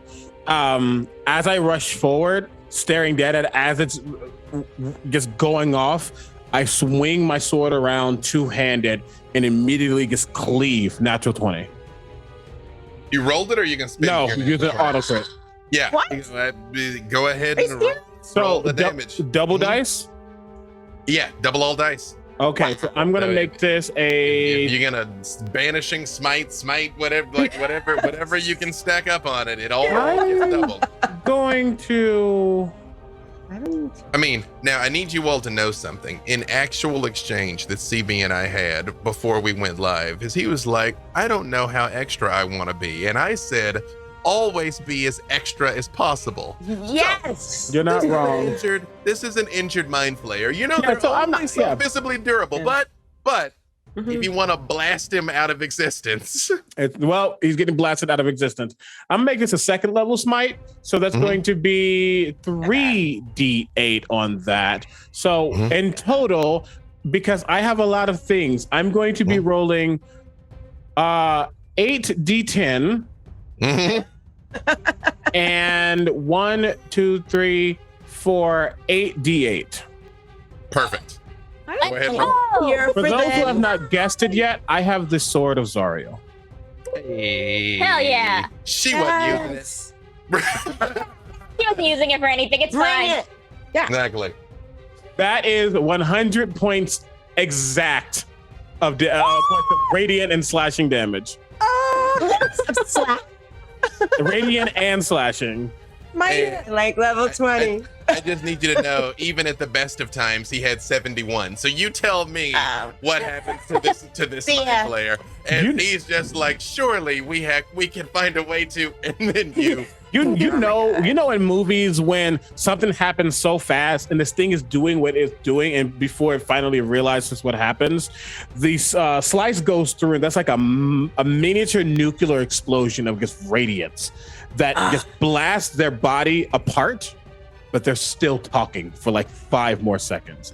And I get right next to it and I say, look down. You see its tentacles quiver for a moment, and it says, I die for the blood. And it just, before it can finish telling you what it was trying to say, plummets to the ground dead. Sir, Unicorn could not hear you. Now, we got to 4,500. So Hey, thank you. Here's how I'm gonna do this, just for the sake of speed. Yep. Here's how I'm gonna do it. I'm going to shuffle. I'm gonna draw the top 4. But which one of you I'm going to start with, I will let fate decide. So we're gonna go clockwise from Icarus is up first. So it'll be Icarus, Witchy Poo, Winifred, Torla. Okay. I totally heard that, and then my brain said we're not processing it. So Ooh, perfect. Okay, that is another one for Icarus at a dramatically appropriate moment. There's a bunch of dramatic moments coming. There are. Can I get a star or something? One for Lay it on me, bruh. Poo. Lay it on me.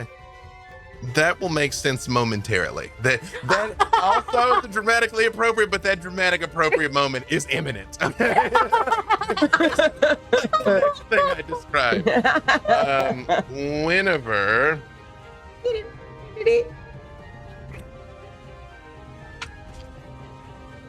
Hang on. Let me. you're rolling. Hang swear on. to God, I just rolled Whenever 3 times in a row. Hold on a second. Okay. Icarus. There's no way that she should have known what the mind players were planning. There's no way she could know anything about the undead or how liches work unless she's somehow working in cooperation with them, because I drew the rogue card where one of your friends turns on you. Icarus, it's your own free will. To what extent you feel aggravated by that doesn't mean that this suddenly has to become PvP, but Icarus, you're like, she couldn't know. There's only one way she could know, and that's if she's in on it. Icarus can do with that what he will. Ooh. Torla, while you watch Icarus erupt into this mind flayer and just blast through it, you hear a scratching noise on the side of this galleon, and you see a couple of planks come up, like, mother of God! Look! It's a very young dwarf comes crawling out and looks at you and is like, "You're the strongest woman I've ever seen in my life. I pledge myself to you. You have my undying loyalty," as you have drawn the knight card. And you now have this knight. He's not the strongest, but he's very loyal. That will fight in service to Torla. What? You look pet. Where did you come from? I was hiding out in the hole there. I just didn't know when the rescue mission was going to come. You saved me, you did. Now we'll get our revenge on those slimy bastards, eh? I don't know this one. I don't know. My name's Argyle. I'd say we're probably cousins, or we will be at some point. Yeah, absolutely. You just sound like our, you might be our guy then. That's a joke that I'm our guy, but I'm your guy. Hey, but it doesn't sound as good when I say, hey, right, let's go do some violence. Yeah. Ooh. Icarus, I feel like you were about to say something there. I was just gonna say, because I didn't use bonus action, I re-up my Mortal Bulwark by using the 5th level spell slot. That's it. What does that do again, please? Sorry. It gives me true sight to 120, so it sustains my true sight. It gives me advantage against these punks, and then if I choose to, I can attempt to banish them. Excellent. Nice. We got I think I gave it the toilet one. I think this was a fly triceps 30 advantage for Icarus. No mercy, BDave. Thank you. Woo-hoo! Oh my God, BJ. You all- No mercy, BJ. Here, the whole ship begins to vibrate and rumble, and you feel an icy malice. Icarus, your undead sense is off the charts. It's almost like, have you ever felt water so hot it almost felt cold? Like your nervous system sort of freaked out for a second and be like, that can't be happening. It is, the rest of you even can feel it without any particular divine sense. And you hear from inside,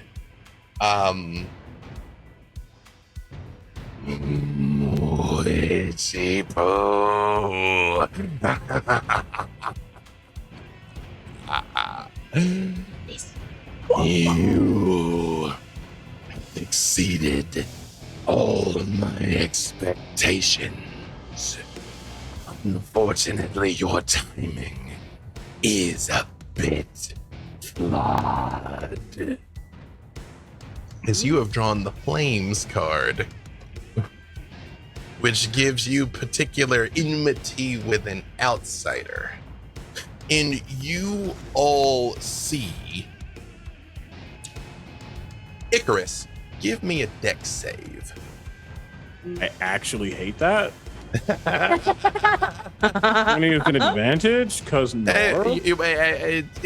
it's not worth wasting an advantage on. Okay, I guess it's my worst skill. So This is a charity game. I'm not just like finger that sucks. No, 12. That's fine. 12 then. Icarus, you feel something wet slam against you, and all of you see it for 8 points of damage. Is it just normal damage? Yeah, but it takes a second for you to realize it is the corpse of the other mind player, and it just sort of slides down, and you all hear as the side of the ship blows open, and a huge claw comes up and grabs one side of it, and another claw comes up. And you see at first what looks like a lunar dragon, but its eyes are milky and pale. And as it keeps crawling out on its back, you see a bulbous mass, like a gargantuan brain that has wires hooked into its head as it comes up. And it kind of casts its head around, and it says, was not able to complete my transformation yet. Soon, this Kindori will die, and I will have the most magnificent form to sail the astral sea for all time. First, must dispatch you all.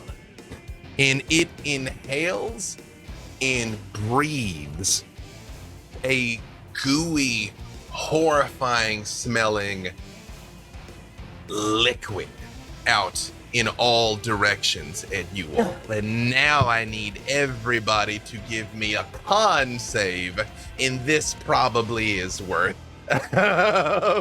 using any advantages you might have. Yes, you are confronted with a elder brain Draco Lich. Because it's a charity game. That's wild. Go! Do I want to use it? Yeah. Pretty good. Is this poison? This is its breath weapon. Although let me check Oh. and see if it's poison. Hold on. Also, is it a magical effect? It is not. It's All just right, straight up its breath No weapon. one- And it's going to be psychic damage. Psychic Oh, damage. good. Okay. Yeah. That's good. And this is the con save, right? Con save? Con, yes. I'm gonna And I use- sent I'm I gonna sent use you a it. picture of this terrifying, gross thing that I love Oh, and have never no. actually gotten to use. So, Let's see. Let's see this. It's downloading. also thank you all again. Thank you all for tuning in. Ew. Thank you for your generosity. Thank you so very much. Because again, it's gonna Oh, make a thank huge difference you. in people's lives. Thank Sorry. you. What were those con saves? Oh. Oh, we need a This plus is something because of the. Now, are they still? Because I flew to the Mind Flayer. Are they still within 30 feet of me? They're not. You Okay, cool, got never more than 30 feet away. Yep. Okay. Neat. 32. 21. 21, 32. Okay. For Winver is a 21. 21 and Torla. 26. Torla and Icarus made it. The rest of you did That not. seems about right. Oh, You take 55 psychic damage. And I have as resistance. oh yeah, that's not counting any kind of mitigation. So 55, I guess, still cut it in half. So we're 25 lower times one. 2 x 27, 27, 20. Yeah, so 27 So- and Torla and Icarus 27 points of damage. However, Exactly. Whenever and Witchy Poo, as it breathes this disgusting not. liquid out towards you, Mhm. when you look down, you can see yourself covered in Mind Flayer tadpoles that begin actively burrowing into your skin. Oh, Yes. That's fun. Yes. Yes, Icarus. Sorry. Just so you know, Mhm. because I wasn't sure how to do it, I guess picked some stuff and rolled. The Sword of Zariel also gives me two minor beneficial properties. Mhm, mhm. I took not being able to be charmed, and I took Perfect. resistance to a type, and I already had necrotic and radiant, so I took psychic. Perfect. Nice. Just so you know. Smart. Just so you know, like- the 27 is 13. Yeah. okay. Perfect. However, now, Torla, it is your turn. Destroy it. Mm, welcome to try. Yeah, I am. Yep, I'm gonna shoot it with an arrow, which is what I'm really good at.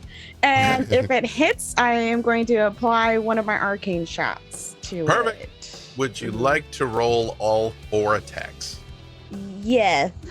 Perfect. Okay. Have at it.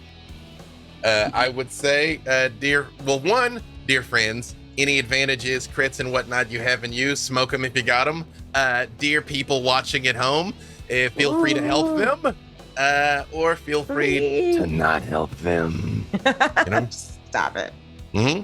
That is, Torla is rolling her attacks, and Witchy Poo, you're on deck. You are next. Right now? I mean, she's rolling her attacks. I'm just telling you so you can be getting ready or Okay. pre-rolling or doing anything you need to do. Yeah. Okay. All right. So the first one is a 21. Let me double check, actually. That is enough. And then the next two were both 27. That is also going to be enough. And then the next one was a 13. That is not enough. Okay. Would you like to action surge? I will in a moment because just on the first arrow hitting, I Mhm. would apply a banishing arrow. Okay. Which means it needs to make a charisma saving throw or be banished. What is the difficulty? I'm sorry, the DC is 14. All right. It does make it. I got 16 on the die. Okay. All right. So then that's good. But then I would action surge next. After All right. after the other two. Then roll it all up, and when you got all the damage, give it to me. Okay. Let me just make sure. Okay, perfect. Got it. Perfect. Witchy Poo. All right, so actually, 1 second. You are still going to give me the damage, but what is your AC, Torla? 18.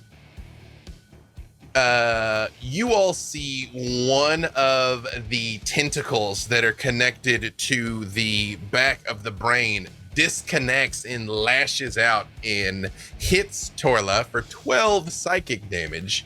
But give me either acrobatics or athletics. Athletics it will be. Mm-hmm. That's a 21. You feel it try and pick you up and pull you closer to it, but it is not able to grapple you. It just does the 12 points of damage. You better ask first next time. You see, it turns and looks at you, and it just says, "I'm going to enjoy destroying you." Go ahead, Witchy Poo. It is your turn. Oh my gosh. Okay, so wait, she hit, right? She hit it? She hit it. Or... Yeah, she's okay, gonna give me. She put 8 arrows in it. So we're just waiting on the damage. Here. Yep. Okay, got it. Yeah. Okay, so when the tadpoles hit Witchy Poo, of course, it's disgusting. Immediately, she turns and looks at the creature and points one long black nail at him, and it's surrounded. One minor thing.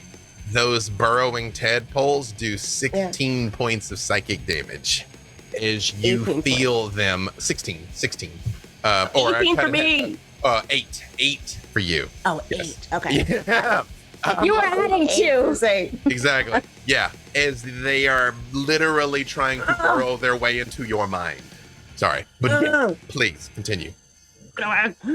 She points her finger at the creature, and her nail is like just pointing right at him. And he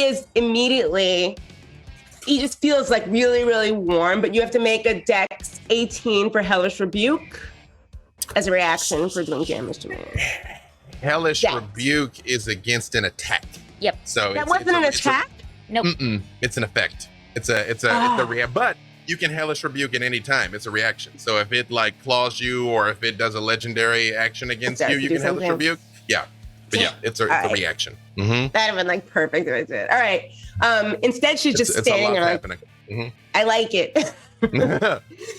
She's just like looks at her hands and then just throws them forward at him for an Eldritch Blast with Agonizing Blast, Eldritch Spear. So I think by now you should have 4 beams, shouldn't you? Yeah, she goes like rock. So I think you got 4 beams. Like next Eldritch Blast. Yeah, I do. Now that I'm so roll 4 separate attacks. Okay. Because you can crit fish on this bad boy. Okay, let's see. There's okay. Sylvie TG gave 2 crits to Icarus, and Crude Imposter gave advantage to Witchy Poo. We're at 4680. 4680. Yeah. Go. Let's go. Thank you. Go ahead. What were you going to say? Oh, I'm sorry. Yeah. If you're ready with the damage, you can give it to me. I was just saying I did 41 piercing damage. 41 piercing. Perfect. A horrifying stench comes out of all of its wounds every time the arrows hit it, but it is very much still up and fighting. Go for it with your 4 attacks here. Wait a minute. This changes the fabric of my attack. Now that I know that she's hit so hard, maybe I want to decide to do something differently. Am I able to do that? I will. Yes. But on a meta level, you pretty much never go wrong with Eldritch Blast. So, but yes, do whatever you want, but it's never the wrong move to just pow, pow, pow, pow, pow. But yeah, whatever seems dope to you. Ooh, okay. She hates tadpoles, first of all. And she just thinks it's disgusting. It's just really rude. Mm-hmm. All of a sudden, you all see the shadows retreat. The wind stops. Witchy Poo brings her hands up to her throat and presents her wrists. And this greasy, almost black smoke starts pooling in her hands. She looks at it and it's the crazy smile just sort of goes across her face, and she blows it toward the creature and says, "Nap time for power word kill." Does he have 100 points? Yeah, give me a percent. No! You know, I'm not even gonna make you roll for that. I will say you're pretty sure power word kill is not gonna work right now. No. It's a chunk. You don't It have to is. waste that spell. I'm just saying, like, with your eyes, you're like, I think, you know, it takes some more tenderizing before power word kill is gonna work. No. Mhm. All right. But you still can do something. I mean, you still got Eldritch Blast. You still got your other spells. Also, that advantage was actually a crit. So do you have Really? do you have any bigger attack spells? I don't actually have your sheet in front of me, so I can't be Oh my God. I love this. Yeah. It's a charity game. We can do whatever we want. We can retcon, we can rewind. And so let's go. Oh my gosh. We do got 14 minutes though. Yeah, we have more. We gotta kill it. Okay, you know what? Yeah, Okay, you know what? But just for the record, I will kill you all. I'll kill you all for free. So Okay, because this is my first time. It's my first time playing an Eldritch No problem. bitch. Mhm. I'm playing an Eldritch bitch. I'm gonna do what I originally said I was gonna do. I'm gonna Eldritch Blast with Agonizing Blast and Eldritch Spirit, so it's close enough, far enough. What are my 4 attacks right now? roll Advantage we for- have. And if Well- would you like to use one of your 20s or no? Yes, I Or would. Perfect. Thank And roll you. 3 of them. So that's 120. Ooh, plus a 12. I'll use a reroll on that. No, Hold you're on. gonna use a reroll. Okay, perfect. Yeah, so 20 plus Mhm. 18. That is Plus- not enough. 18. 18 is not enough. Oh, that's 28. I'm sorry. That's 28. Oh, 28 not is 18. enough. Mm-hmm. Yeah, 28. Mhm. And plus, come on. 25. That is enough. So that is 4 hits. So you are gonna roll 5d10 and then give 5d10. me, but plus whatever your damage is to each. So what does it say right there? It's like 1d10 plus what there on your sheet? Plus 4 Plus 4. So for it's gonna each be, one. Yeah, so you're gonna be So 6. 5d10. 5d10 plus 16. Give me that. Yes. Perfect. And Winifred, it is your turn. Yes. All right. So first things first, I am going to. Actually, first things first, 16 points of psychic damage That's fair. as the tadpoles are Oh, continuing man. to burrow into your mind. That is fair. So, not feeling too great. I'm going to step up to where Witchy Poo's standing, put my hand on her shoulder, and both of us are going to burn from the inside out with this iridescent light as I spell cast Cure Wounds at 8th level. Wow.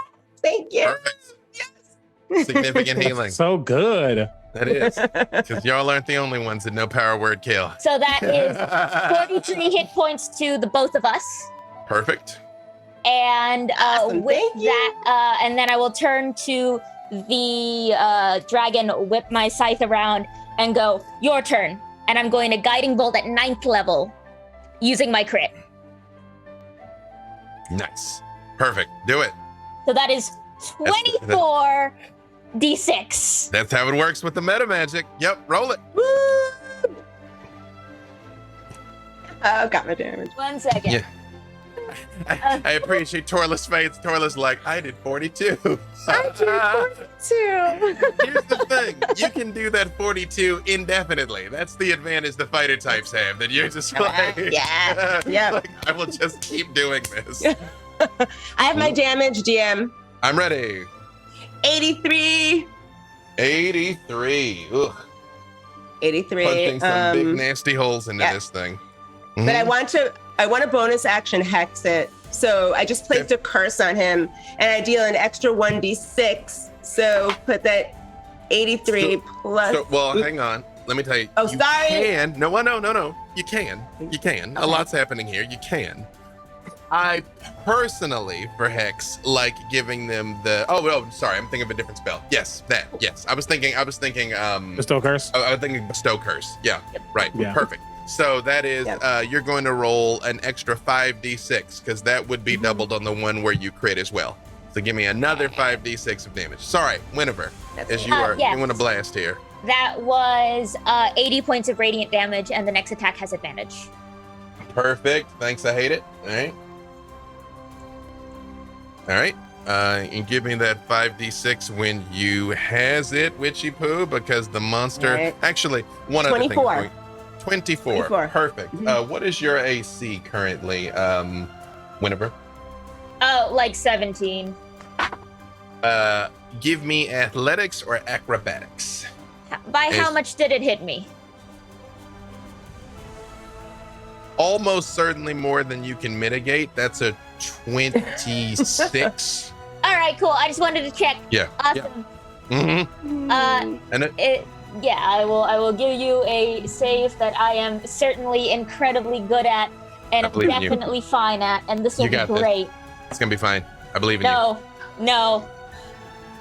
12 points of psychic damage, and you all see Winifred is lifted off the ground and pulled over towards this thing by. Oh, I'm glad I healed. I'm glad I by healed. one of its tentacles. Yes. You see it looks you in the eye and it inhales sharply, and you hear this gurgle like it's going to do its breath weapon again, and then you realize the gurgle just goes down like it can't. Like, Digestion. it looks at you and it says, "Witchy Poo, What did you call me? I will save you for last." What is your AC currently? 1 second here. Sorry. I do believe he said he was going to enjoy killing you first, Torla. So, what is your what is your AC currently? Is 18. Perfect. I think you will be shocked to hear he's got a pretty chunk to hit bonus. What? He does? Yes. I know. God. What? Wow. What kind of Here- tap? Here's what I want you to know. I rolled so garbage. I rolled 2 3s and a 5, and that is still enough for it to hit you with everything. Oh I roll so bad, but that's okay. Torla, you take a bunch of damage. Okay. N- 19 piercing, Mm-hmm. 11 psychic, Okay. 22 slashing, and 12 psychic damage. And I need athletics or acrobatics. Athletics again. It is. Mm-hmm. Mm-hmm. We try to be nimbly, and we're not. We're really not. It is a 12. That is not enough. You see this tentacle lashes out, picks up Winifred, and it looks at you, and then just turns and erupts into Torla, clawing and biting, and finally lashes one of those tentacles and picks her up too, and has both of them just up next to its head, and turns and looks at the two of them and just says, pathetic. As it is just dangling the two of you there. One thing I didn't say, both Witchy Poo and Winifred, give me another con save. You actually have a chance. You have a chance to beat the tadpoles. Because you got pulled closer, you're probably in my aura now. You are now. I will give you that. Yeah, I'll give you that. You at the end of every round, you have a chance to shake the tadpoles. So give me con saves, both of you. Con saves and then plus the aura, which is a 5. Yep. Witchy Poo. I'm give going me to use another my con save. reroll. Oh yeah. Have at it. Have at 26. it. Roll it. Okay. 26. Roll it. 19 plus 4, 23. Plus 5, 28. Yeah. That is enough. The wiggling mass of tadpoles, having done their worst, basically just start to die and ooze slowly downwards. It is awful. But it is your turn, Icarus. Seeing them get pulled over and this thing keeps saying you all are going to die, there's just a very dark grin that appears on his face as he flies towards this thing. And in Celestial, he'll say, everyone says that. But as he flies past Winver, he does glare. Winver is incredibly confused. I have, for the sake of time, pre-rolled because auto crits on both. I'm about to say you got some 20 I just want to say one thing. Icarus, Making me proud. Okay. Yeah. I want you to know what I have rolled. With everything in total, it would be 16 D10, 26 D8, and 12 D6, which comes out to 255 points of damage.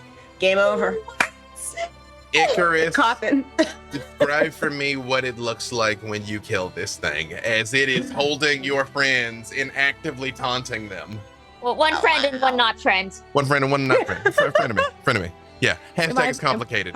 Which one am I? As he comes forward and as he swings once very quietly, probably getting it right in its neck. As I'm sure multiple tadpoles begin to fall, and he says, "I have been to Avernus. I've been to Mount Celestia. I've been to Mechanus. I've been to Limbo, Pandemonium, the Feywild, Shadowfell, even your plane. Every villain rises, but they all fall." And then I just go straight into its wherever its heart probably. Actually, no, I stabbed the brain. I stabbed the brain. And I just ram into it. With that much damage, you can slice the brain clean off and then stab the heart afterwards. If you like. Done, and done. You see, you inflict this catastrophic amount of damage on this thing, and it slumps down on the side of the galleon, which like cracks underneath it. But you see the milky eye looks at you, Icarus, and just says, "You're so easily baited," and drops dead. When Icarus, you see around you Oh no. Oh no. Oh, well, that's right. We flames have the drama. begin to erupt, and you all hear lamentations and screams and the sounds of endless battle as you see a very pale, bald, angry woman as the Archduke Zariel steps out. Oh no. Wow. Looks down at the dead dragon and looks up at you, Icarus. And she says, "I am above all a creature of law, Icarus.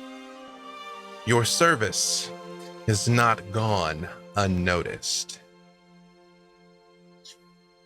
You are to be my counterpart, as you have drawn the Comet card, and at level 20, there is nothing left but demigodhood beyond."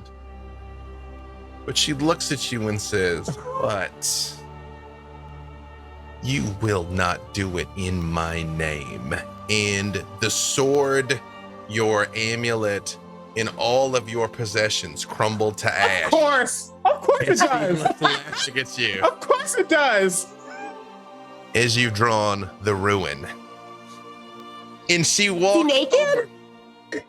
Hey, I'm a No. god. I'll get it back. She very much walks past you, Icarus, just like rolls her eyes and looks at you, Witchy Poo. And she Can I says, silent image clothes and stuff on Icarus so he feels better? Just Oh like, no, I'm butt naked. I'm a solar right now. I'm Yeah. butt naked. Sorry, go ahead. she looks at you, Witchy Poo, and she says, "You want to spread some nightmares, right? that's why I'm here. You don't Would you like to need- try? Actually, I want to make you a queen, as you have drawn the throne card. You get a The juggernaut. and a kingdom to rule over." And here, on the back of this Kindori, presented quite frankly with maybe more questions than answers of exactly what the Mind Flayers were up to and what was the Exile's stake in it, having gained lands, holdings, and even godhood, which also means Winnever, now a demigod, is at odds with you, is an Fine. excellent place for us to stop. So, thank you all so much. So much. Thank you. We got to 4680, which is huge. Thank you all so much. Thank you for your generosity. Again, the goal was $5,000 by Tuesday. So that is a very good start, I think. We are basically right on time to the moment. So let's give just a super quick who you are and where people can find you. I'm going to come back around the other way from the horn. So this time we will start with Mackenzie. Hello. I'm Mackenzie DeArmas, Mackenzie Lane DA on Twitter. I'm an associate game designer for Dungeons and Dragons at Wizards of the Coast. So I will very excitedly shout out all the cool stuff we've got coming down the pipeline over on my Twitter, Mackenzie Lane DA. Thank you so much for having me. Thank you so much for running this, BDave, and thank you everyone who donated. Excellent. Alicia. Everybody, I'm Alicia Marie. You can find me across all socials at Alicia Marie Body. I'm a costume artist, designer, and RPG performer. Everything I do right now is sort of NDA, but stuff is coming out so I can share it on my socials. I just want to say thank you for letting me play BDave. You guys are all so good. I rarely play casters, so I was really nervous, but I think I'm going to play more of them, so sort of, but yeah. I think I like doing all the games. Warlocks are great for that. You know what I mean? They're still fairly streamlined. Yeah. Yeah. Wait. Thank you, everyone who donated and gave me advantage because I needed it. You have no idea. Absolutely. CB. Yo, my name is Omega Jones, also known as the Critical Bard. I have been the now god of whatever, Icarus. This has been a blast. You can find me everywhere, Critical Bard. I'm an active vocalist, tabletop professional, all that jazz. Tomorrow, you can catch me over on Saving Tosho for part 1 of the 2-part finale of New Pantheon Academia, where I play another god character in a weird way.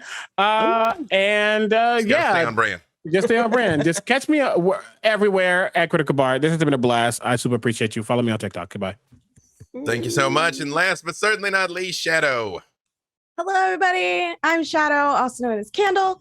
I can be found here on Twitch at Shadow Sylvia, where I stream some games, including Stardew Valley and currently Assassin's Creed 2. And I do art, watercolor art, and digital art. You can also find me over on Twitter at ShadowBookCat, where I will have some amazing announcements coming up probably within the next couple of weeks. So keep an eye out. It's going to be exciting. I also have one more event with this charity, with FreeForge charity event. That's going to be the community Discord trivia night on Monday. So feel free to pop in the Discord, say hi during trivia night while I'll be co-hosting with Strix. Yeah, and I am so happy to have been here to be able to do this for charity and play with such amazing people. Thank you so much, everybody who donated, and I'll see you around. And I have been your humble storyteller and dungeon master, BDave Walters. Find me on the tweetagrams at BDave Walters. I'm like Alicia, I live in NDAville, but some stuff will make sense by like June. I don't know. It's the champagneest of champagne problems. But thank you so much. Please tune in for the rest of this here on the FreeForge. Let's raise all the monies and help some people. But in the meantime, thank you all and good night. Oh, thank you.